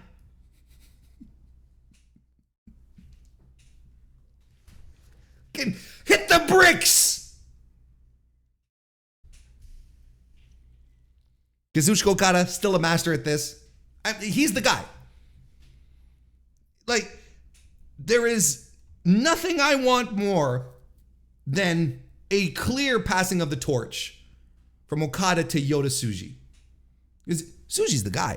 Tsuji's the guy. We all gotta come to grips with this. And the sooner we understand that, the sooner we understand that Yota Tsuji is the guy,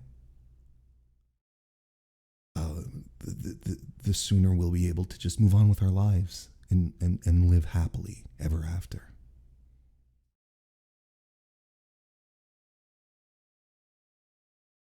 Zack Sabre Jr., you can't count this guy out. Look, this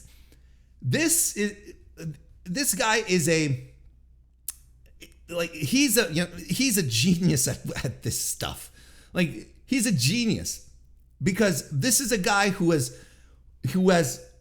painstakingly perfected all the elements of, British style and submission work, MMA, bringing all, grappling, bringing all of this together, putting it into a package that ends up being not boring. And I don't think, he has never been this good. And he has never been as much of a master of the craft as he is today. Because he gets it all. He gets the showmanship. He gets, you know what you're getting out of a Zack Sabre Jr. match, but he always ends up surprising you. His matches, I don't remember the last time where I was like, here we go, another Sabre grapple, another Sabre grapple match. I'm like, all right, it's fucking Zack Sabre Jr., let's go. Unheralded for how fucking good this guy is. Mikey Nichols was a standout. Gabe Kidd was a standout too. I know a lot of people were annoyed. It's always the same entrance, it's always the same thing. Who cares? Like this, I can't, in good conscience, on one hand tell you, I'm sick of the Yujiro types who come in and just, clock in, clock out, and don't dive into the G1. It's the fucking G1. What are they doing?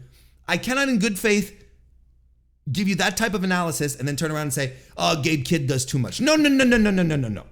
Gabe Kidd does exactly what everyone in this fucking tournament should do, and that is chomp at the bit. There were a lot of young guys here, a lot of them, in all of the blocks, and they all, outside of Alex Coughlin again, outside of Coughlin, they were all chomping at the bit. And Gabe Kidd made the most of every second he was on television, every friggin' second, from the minute he stepped through the curtains to the minute he got out. Maximized. We understand Gabe Kidd's character. We understand who he is. Now, there's always this that's going to be looming because he's insane. He's nuts. He's nuts. He's unpredictable. He's vicious. We don't know what he's going to do. I completely sold. And if he's using his, past issues that he's had, on social media and his mental health and all that to fuel this, good for him. Like, I think it's okay to use a very dark moment of your life to push forward. I am excited for the future of Gabe Kidd. Probably something that wasn't necessarily the case 2 years ago. I was like, Jesus Christ. But the pandemic hit us all in different ways. And I kind of regret it, having these thoughts about him, because ultimately, it's paying off. He's dusting himself off, and he's getting, he's making the most out of it. He's not letting it slip by. You got to appreciate that. I was pleasantly surprised with Eddie Kingston's run. I really wondered if he was going to qualify, but, it became, at some point I felt it became apparent that New Japan was going to focus on their guys. So it was the same thing with Kaito, right? That Kaito Kiyomiya. That New Japan was going to focus on their guys. They don't owe Noah or AEW, anything. It's their show. And if AEW and Noah aren't going to push to have their guys in the playoffs, why would they insist? Put your guys in here. Then, Eddie Kingston, great to have. I thought his tournament was better than I expected. I like Eddie. I love Eddie, but it was very good. Nothing wrong with him being in Japan, but he's not going to stick around in Japan for New Japan. He's going to go back to his boss, right? He's going to come back and wrestle in the United States. So, of course, push your own people. That just makes sense. Kiyomiya too. And I thought he had great matches. To me, he dragged the best match out of Sonata of the tournament. So I've got nothing to say about him or his booking other than if you have a problem with how Kaito Kiyomiya was presented and booked in this tournament, it's not New Japan's fault. You should address your angry letters to Pro Wrestling Noah, care of Mark Pickering.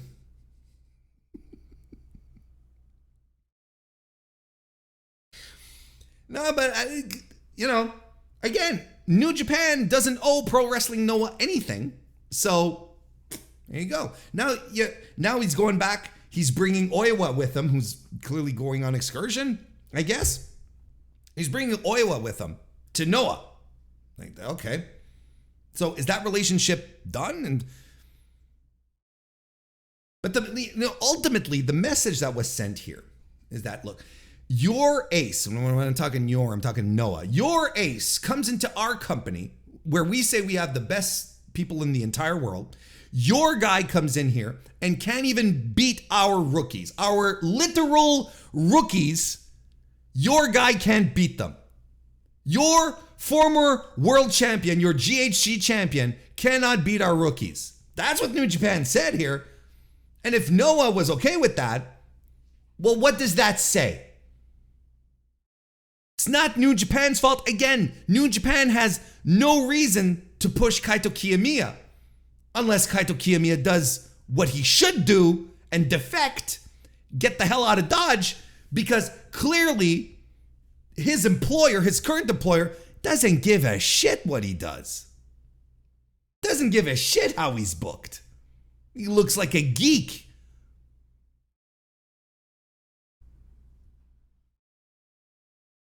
It's ridiculous. Of course he's not going to beat Kazuchika Okada.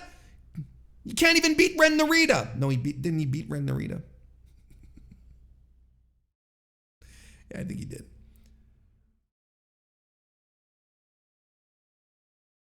Anyway. Tomohiro Ishii remains a stalwart. Probably the best G1 performer of all time, I would say. So consistent. Like another guy that you put him into a match and he's gonna get something very good out of you every time. And only one House of Torture wrestler throughout the entire tournament meant minimal nonsense. Cheers. I appreciate that.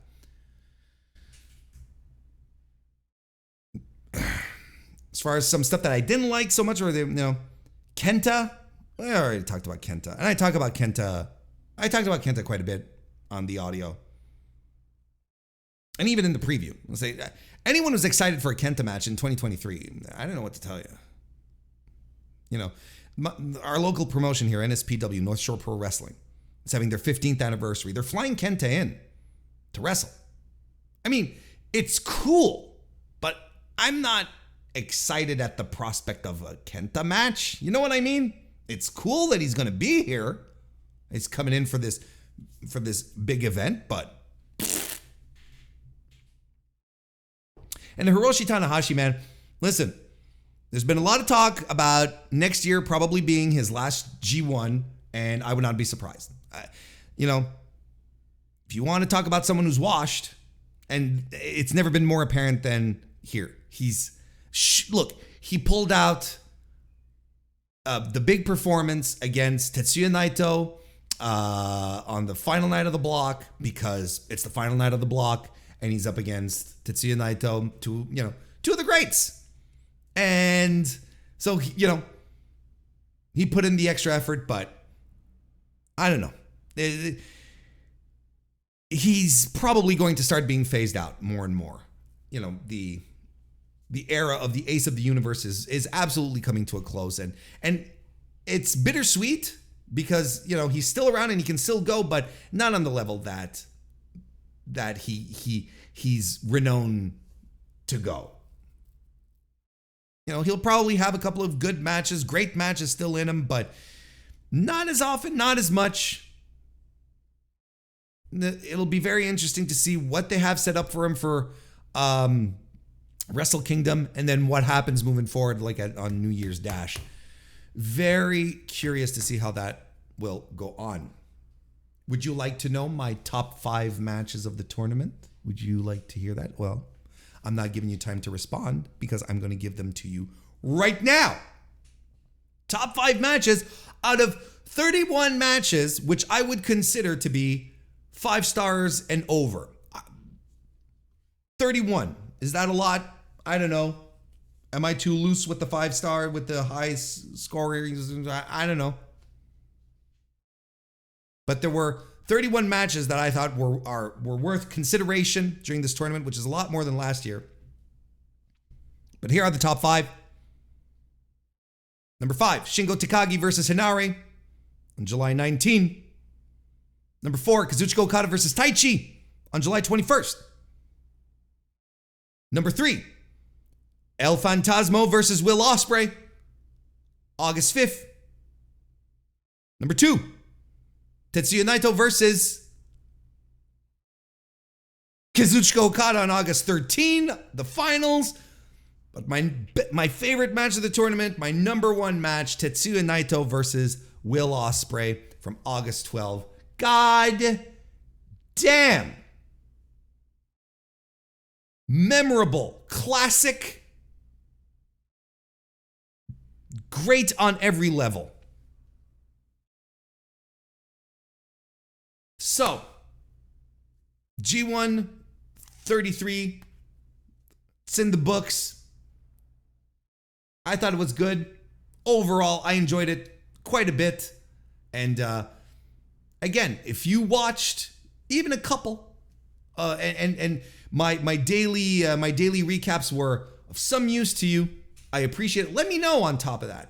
That's the kind of feedback that I love to get, because look, as creators, it doesn't take much for us to be thankful and get excited. It's like, okay, this was useful. I'll probably do it again. It doesn't take much, but do let me know. And again, thank you for everyone who was there for the daily recaps, and hope you all enjoyed the G1 as well. Put that music here. Let's try to get the next 3 topics done 10 minutes tops each. Do you think we can do that, Warren? Do you think you can do that? Yeah, I think I can do it. But are you going to do it? Well, that's a whole other 9 yards, pal. I make no guarantees, but I'm going to try. Where are my notes? What's going on? On April 8th. Let's start that properly. On April 8th, Endeavor released its quarterly earnings. It had its quarterly earning call. And within the document, why am I bringing this up here? Well, because within the document, they stated that the quote-unquote transaction to combine UFC and WWE within TKO Group Holdings, Inc. is expected to close in mid to late September 2023. So we're really on the cusp of the merger happening and WWE becoming governed by TKO Group Holdings, which of course is a part of Endeavor. Ari Emanuel, the CEO of Endeavor, said that on top of that cost-saving synergies were going to be on the way. That is corporate speak for there's going to be layoffs. Now, immediately as wrestling fans, we're all thinking, oh, are they going to start releasing talent? That's hard to say because usually when it comes to, and I say usually, and I'm, this is just out of me, following stuff like this for years. So, I'm no prime expert on corporate mergers, but usually when companies do merge, it is redundancies within the companies that get laid off. So, positions that exist within 2 companies where you just need them in one. So there's, I think that these synergies he's talking about have mostly to do with office staff. I think that's essentially who's going to get hit the worst. Whereas essentially the talent might get slapped around a little bit. I don't know, but I feel like that's less of a given, and it'll be more on the administrative office side of things than anything else. The TKO board was also revealed to be its composition was also revealed. It's going to be made up of Vince McMahon, who will serve as executive chairman. We knew that. Ari Emanuel, who will serve as CEO of TKO, which again is something we knew.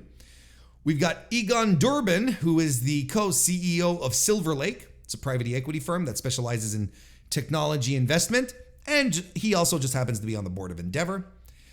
Nick Khan will also be on this board. I think you've heard of him. Steve Koonin, who is a current member of the WWE board.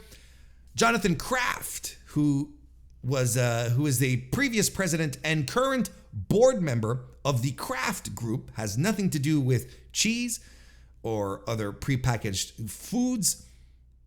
This Kraft Group specializes in holding sporting events. Also on the board is Sonia Medina. She is the CEO of Reach Resilience. It's a fund, a charity fund, I guess you'd say, to support vulnerable populations, including veterans, military families, and people impacted by crises and natural disasters. Mark Shapiro will also be on the board.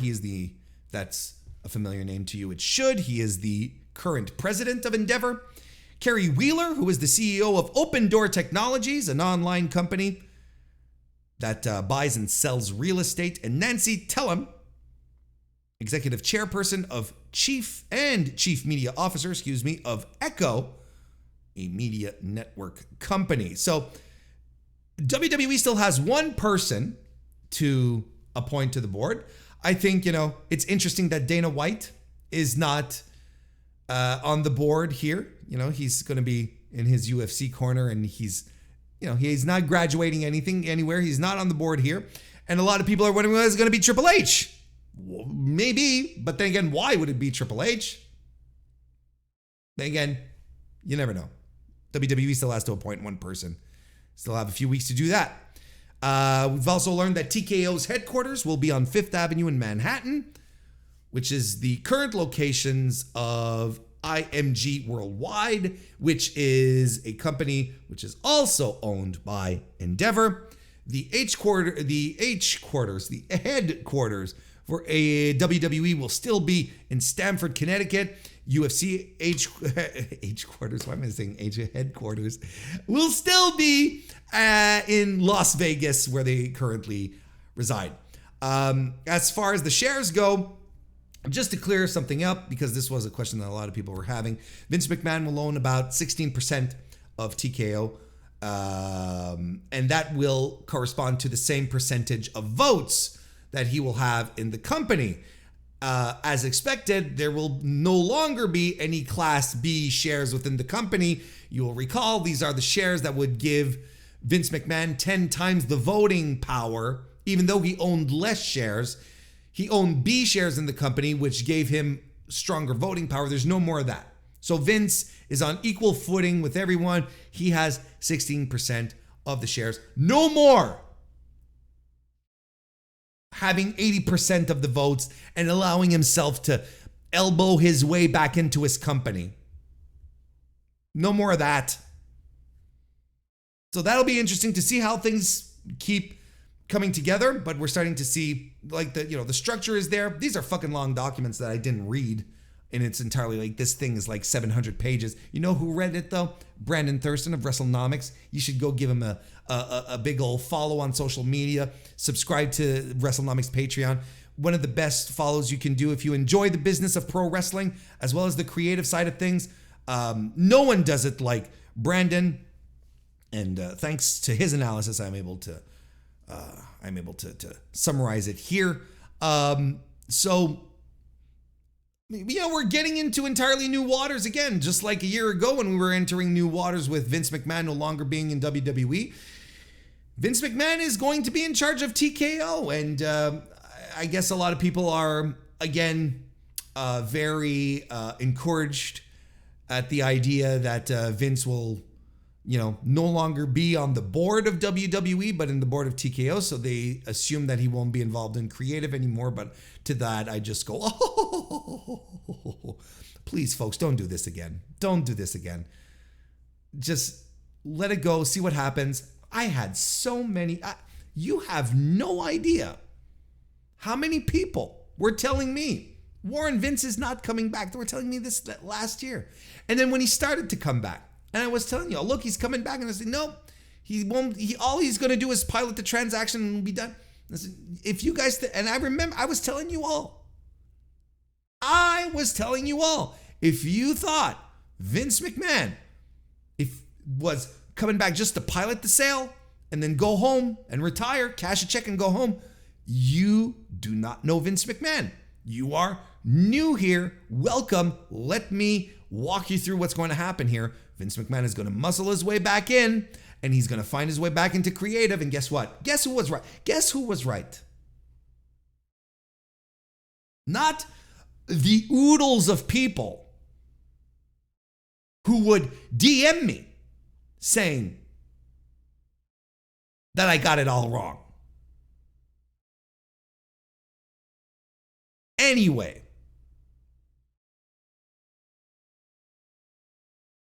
that's where we'll leave it at for the TKO stuff. I'm gonna do a couple of previews of some. There's a couple of big shows this weekend, where at least it's a busy weekend for pro wrestling if you're into the kind of stuff that I'm into. There's two shows that we're going to be previewing here. The first of both of them is going to be the All Star Jr Festival USA 2023, which is the big show being put on by New Japan. They did an All Star Jr Festival earlier this year. I believe it was in, I want to say, I don't remember. It was March or May. I can't quite remember. I think it was in May. And now they're doing one in the United States, in Philadelphia. It's going to be held at the 2300 Arena, former ECW Arena. It's being put together by Hiromu Takahashi and Rocky Romero. Whole bunch of people that have been announced for this show from the usual suspects that seem to collaborate, but a lot of people flying in from Japan to be a part of this. New Japan Pro Wrestling on their end are bringing in Bushi, Clark Connors, Dookie, El Desperado, Francesco Akira, Hiromu Takahashi, Kevin Knight, Kosei Fujita. We also have Master Wato. Robbie Eagles is coming in as well. Rocky Romero, Taguchi, the DKC from the New Japan Dojo, TJP Yo, Yoshinobu Kanemaru as well. That's just from the New Japan side. All Elite Wrestling will be sending over Matt Sydal and Nick Wayne. CMLL will be sending Fugaz and Soberano Jr. DDT's even in on this, sending Mao over. That's pretty exciting. Dragon Kid and Shun Skywalker from Dragon Gate. GCW is supplying Blake, Christian, Jack Cartwheel, Jordan Oliver, and Starboy Charlie. Impact Wrestling has Ace Austin, Alex Shelley. There you go. Chris Bay, Mike Bailey, and Rich Swann. Ring of Honor is bestowing upon our Grateful Crowns Cheeseburger. Casey Navarro is going to be in on this as well. Lowrider, and hang on to your hats if you haven't heard this. Real One, formerly known as Enzo, formerly known as Enzo Amore, which is a little bit of a disappointment. Enzo Amore, who once released from World Wrestling Entertainment, got interviewed on the spot by TMZ, and once did say with conviction and aplomb that he would never return to pro wrestling, that no one would ever be able to pay him the money for him to return to professional wrestling. Oh, how the turns have tabled.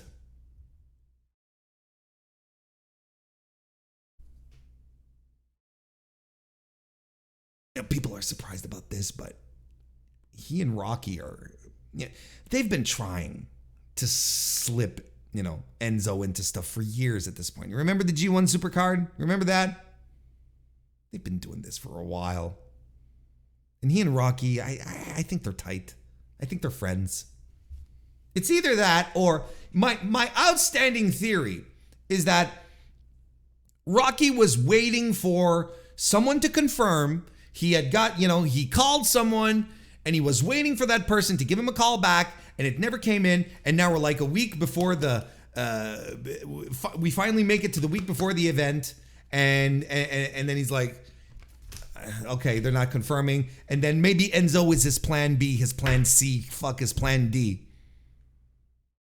Enzo, I got a spot for you. And Enzo's like, he does that stupid fucking dance, I'm going to tell you, I am not excited to watch a pro wrestling show with Enzo Amore on. I have been fairly adroit at avoiding Enzo in my wrestling programming. So anyway, these are the matches. I'm going to just refresh this just to make sure we're all up to date. There we go. These are the matches that have been announced so far. First of all, we're going to have an All Star Jr. Festival 4-man tournament to win the tournament, right? And the 4 men participating, there's going to be in 2 blocks: Kevin Knight and Clark Connors in the first bracket, I should say, and Francesco Akira and Mike Bailey in the second. Oh, I'm really excited for that. I'm really looking forward to Francesco Akira and Mike Bailey.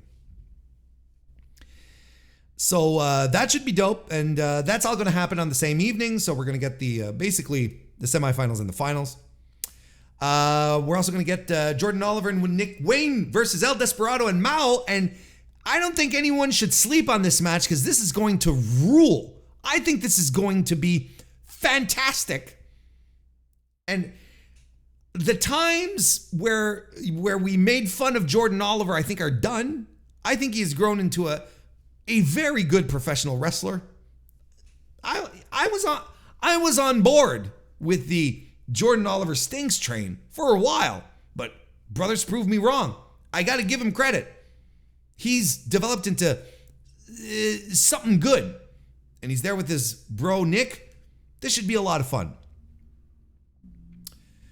Hiromu Takahashi and Rocky Romero will be taking on Blake Christian and Master Wato, and Dookie and Low Rider in a triple threat tag team ladder match for the Philly Cheesesteak Cup. I don't know what that is. It's a ladder match, so I'm already very less interested in it.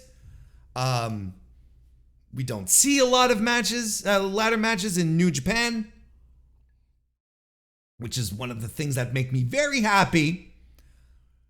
So I don't know. A lot of guys I like here. Wato, Dookie, Takahashi, Romero, Blake. Gonna get acquainted with Low Rider. Can't tell you I'm super familiar with his work, so that's always fun. This is what these shows are for. Matt Sydal and Yo will be taking on Bushi and Shun Skywalker. That should rule. You kidding me? Matt Sydal and Shun Skywalker in the same ring? That's fun as hell. We're gonna get a 6-man tag. Rich Swann, Taguchi, and the DKC versus Jack Cartwheel, Starboy, Charlie. And this is where we're dumping the real one. Okay. Sure. And then we're going to have a Lucky Dip 8-man tag team match. What the hell is a Lucky Dip match, you ask? Well, I'm glad you did. The teams will be picked at random.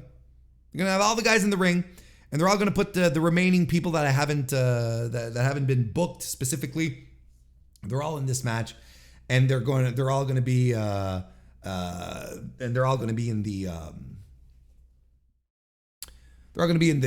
this match, and they're all going to be drawn randomly from within the ring. Apparently, everyone's coming to the ring, and then they're pulling out names. They're making up teams randomly. Yeah. Lucky Dip, 8-man tag team match. Lucky Dip.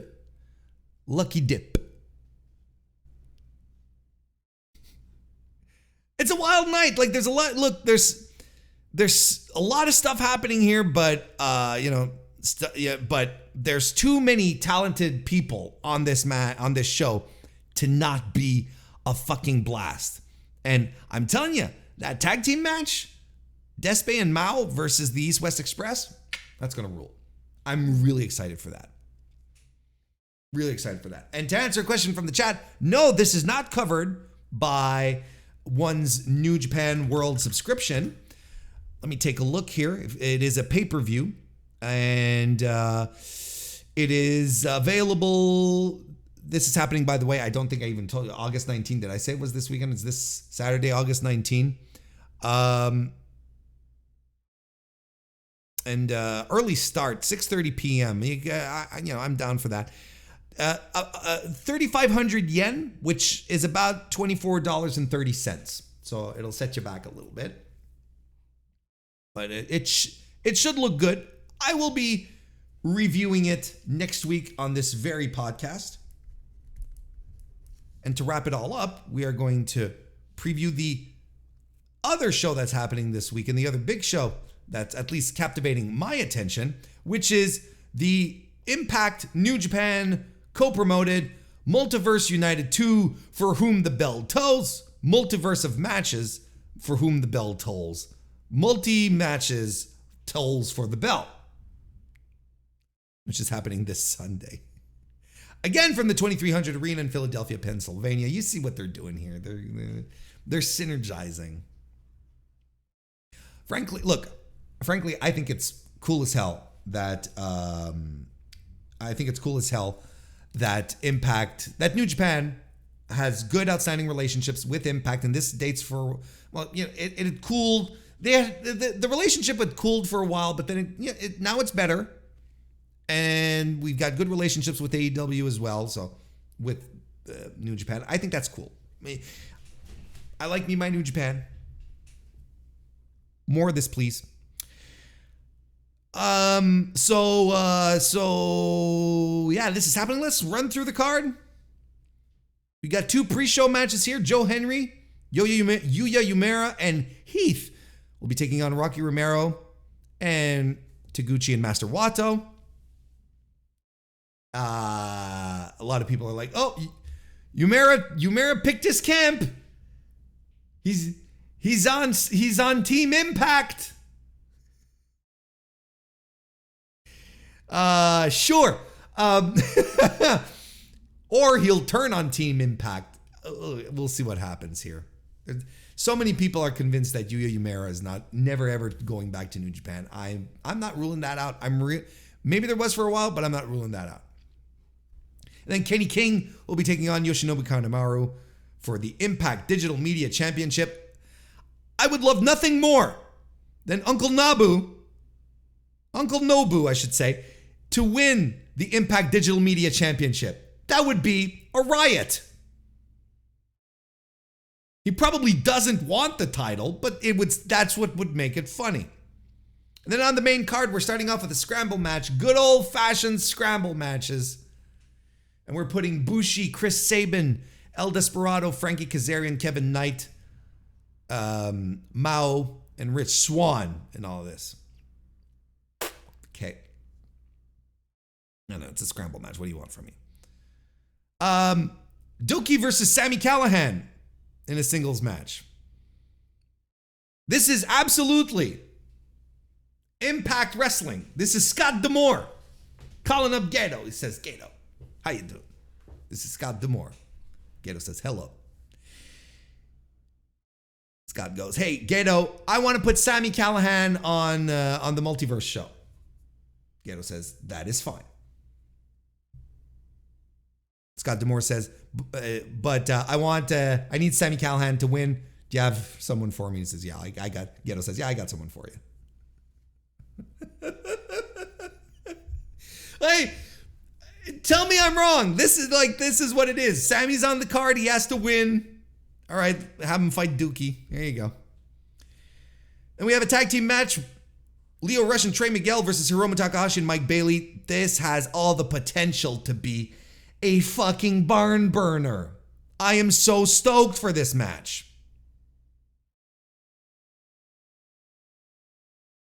Strong women's champion Julia in North America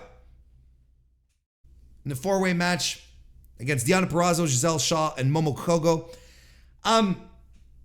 My only issue that I have with this match is that it's a 4-way match and it bums me out. You know, you guys know this. You have it. Just have your fucking tag team matches. Not your tag team matches, but your championship matches be one-on-one. Now, what's exciting here is Julia's in North America, and this is one of the first. Like, it's Impact, right? But this is one of the first exposures that you'll have to a North American audience, and I am sticking to my guns on this one.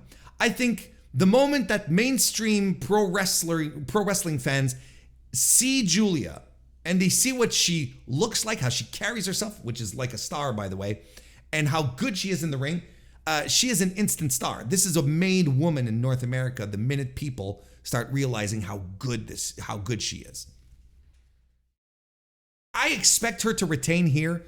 I fully expect her to retain as long as Mercedes Moné is out of action, because that was the match, folks, and it still should be the match. The TMDK duo of Zack Sabre Jr. and Shane Haste will be taking on Moose and Eddie Edwards, and the fact that Shane Haste is in this match makes me feel like Moose and Eddie Edwards are going to get a pinfall victory here.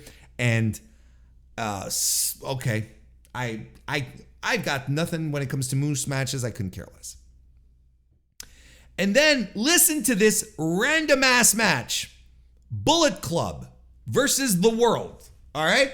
Bullet Club team made up of Kenta, Ace Austin, Chris Bay, Alex Coughlin, Clark Connors, and Dave Finlay. All make sense and will be, creating that connective tissue, right? With Dave Finlay being the new leader coming over, seeing the North American contingent, they haven't interacted with Austin and Bay yet, who were Jay White recruits. So, all right, we'll see how this happens. So Bullet Club versus, and who is on the world team? Who is representing the world? Well, the Gorillas of Destiny, Tama Tonga, Tongaloa, accompanied by El Fantasmo, the DKC, Josh Alexander, and PCO. This is literally an online match, when you're playing online, you do an online match, playing a video game, 2K, Fight Forever, Pick Your Poison, Fire Pro, and everyone just hits random. That's what the world team is. 12-man tag team match. Okay. I mean, my expectations are very low, but we'll see. And the main event is Alex Shelley versus Hiroshi Tanahashi.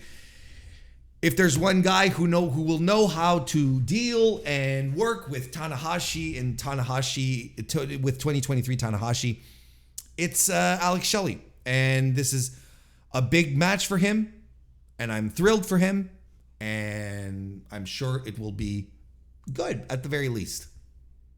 But again, I'm not hedging any bets on how great it's going to be. Look, I like generally Impact pay-per-views. I know this is not specifically it's cross-promoted, but there's a lot of Impact influence in this. You can feel it.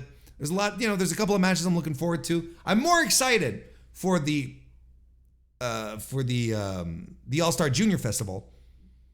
But typically I like Impact shows. So I'm, trying to keep a good vibe here going, but I feel like one is going to outclass the other. But I'll be reviewing this next week. Don't worry, I'll be here.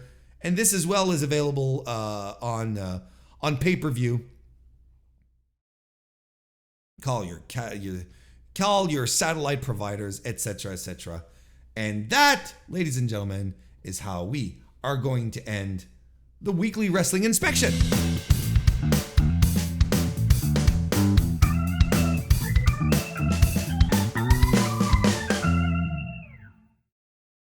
That's right. We're wrapping it up. It's time to bid you adieu, as the other guy would say. Thank you, everyone, for hanging out here tonight live on youtube.com/MrWarrenHayes. Just as a reminder, I record the podcast live in front of a live audience, a live chat, every Tuesday night at 7 p.m. Eastern. So if you ever want to make it here, you want to come hang out and have a good time, we have community events and stuff like that, Q&As and things that don't make it to the final podcast product, just for people who pop in. So that's always a good time. So be sure to come and join us. That would be, we'd love to have you, 7 p.m. Tuesdays. Otherwise, I will be back. What was that? My voice trembled.